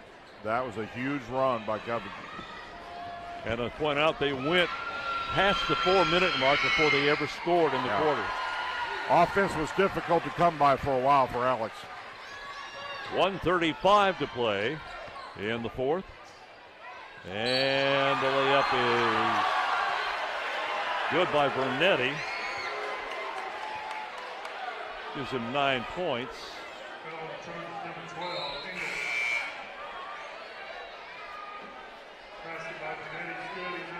Foul was on Engel. That'll be 2 on him. Going to start seeing a lot of substitutions now. Brunetti will go to the line. Chance for the three-point play.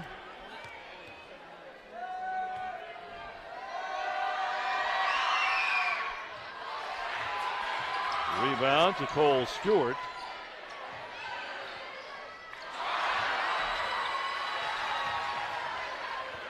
.120 to play.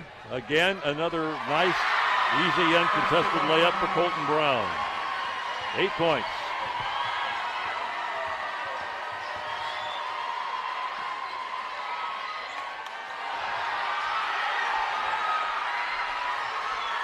It's interesting, Jan. Alexandria has had to work for every point they've got, and yet Covington has had I don't know how many gimmies at the other end. Great point. Energy level used to get points. Much harder on Alex's part for sure. And certainly here in the second half, Covington has had just layup after layup. 4 points, 4 fouls on Cole Stewart. Double bonus in effect right now. Should be an interesting game tonight, Beck. Covington and Frankton. Beaver gets the first one. Ty, who averages 11 points a game, has not scored much in this contest. That's only his 5th point.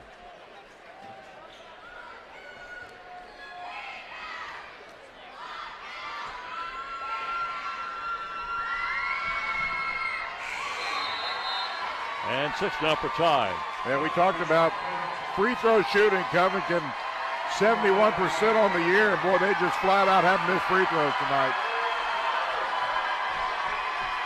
Yeah, it'll be interesting to see how Covington wants to attack Frankton tonight or vice versa. Frankton had to withstand Wabash's early, just on fire offense. Moorhead with 16 now.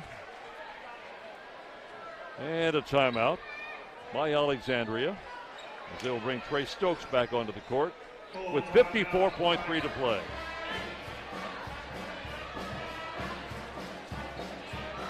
So we'll break also. 54.3 remaining. Big lead now for Covington. Listen to the IHSAA Champions Network, presented by Indiana Farm Bureau Insurance. For the first time in forever, I feel like us. I feel like we're back to that place where we know what each other's thinking and feeling. You know, sometimes I think we don't have enough insurance.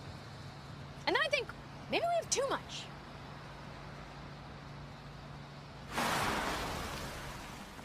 This is no moment for insurance. Let us help you think about it. Start with Indiana Farm Bureau Insurance and stop knocking on wood. Just noticing, Jen, Covington has scored 29 points this quarter. Yeah. And I would guarantee you that probably 20 of those have been easy layups. Yeah, high percentage shots for sure, and just really kind of disallowed Alec to have any shot at getting back in this thing at all. 75-61, 54.3 to play. Covington will come away with the win and advance to the championship game tonight at 8 o'clock. We'll have the coverage for you. So this game probably end around 2. So they're going to get about, what, 6 hours rest, something of that nature? Yeah. They'll get them off their feet if they can, get them fed. Get them back in here. My favorite topic, getting fed. Even above rest, baseball pass thrown up court. Yeah, then bounce it, put it back here at the other end. Here comes Mike Abernathy, a 6'2 senior, back onto the court. For these seniors, this is the last chance they'll have to play wearing the school colors of Alexandria. You know, you talk about so many times how difficult it is to get here. So many things have to go right. Injury is certainly a big piece of that. You've got to keep everybody healthy. Sometimes you have no control over that, though. Covington basketball with 49.1 remaining.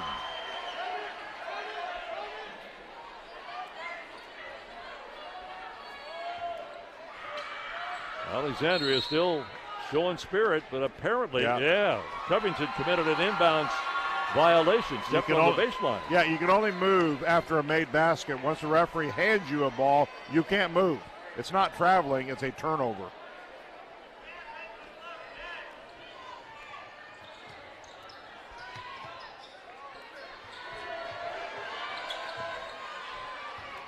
Dropped off inside, and a foul against Mike Abernathy.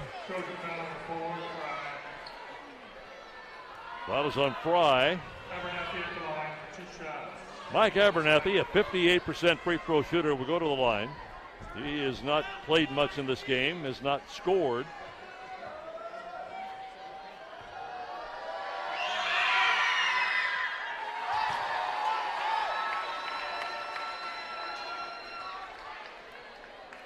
Covington head coach Adam Ballard, if you watch him and didn't know the score, you'd swear they were down by 2 points.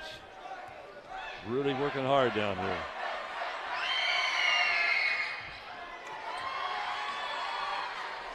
.40 seconds remain. Covington probably just going to pull this thing out. And there's a foul.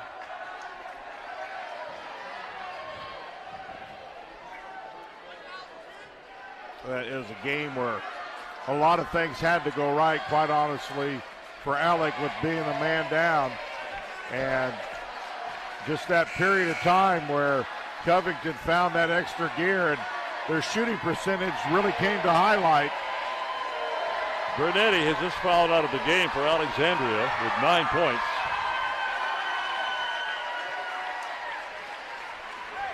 Stokes coming in.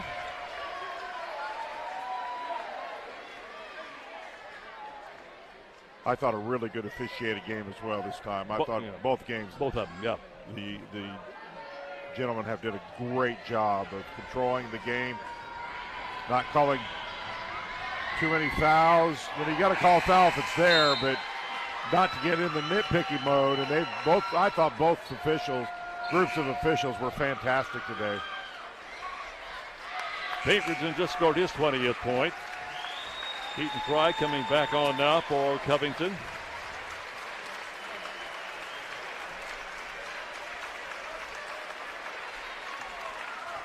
Jagger Orick, a 6-foot sophomore, is out on the court now for Alexandria. I thought I saw Trevor Simonson also going out there. Yeah, he's out there likewise. As the final 30 seconds begin to tick away. Long three, got it. A long one. That was by Cole Stewart. Stewart's had a nice fourth quarter now. 10 points in the quarter, 14 in the game. He'll smile. He started to look for a pass. The ball kind of took off on him a little bit. Oh, you can smile when you're ahead. You don't smile when you're not ahead. 17.2 remains. Here is Orick. And the rebound to Fry. That may just about do it. And Covington will walk the ball up court. The buzzer will go off. And we've got tonight's championship game set.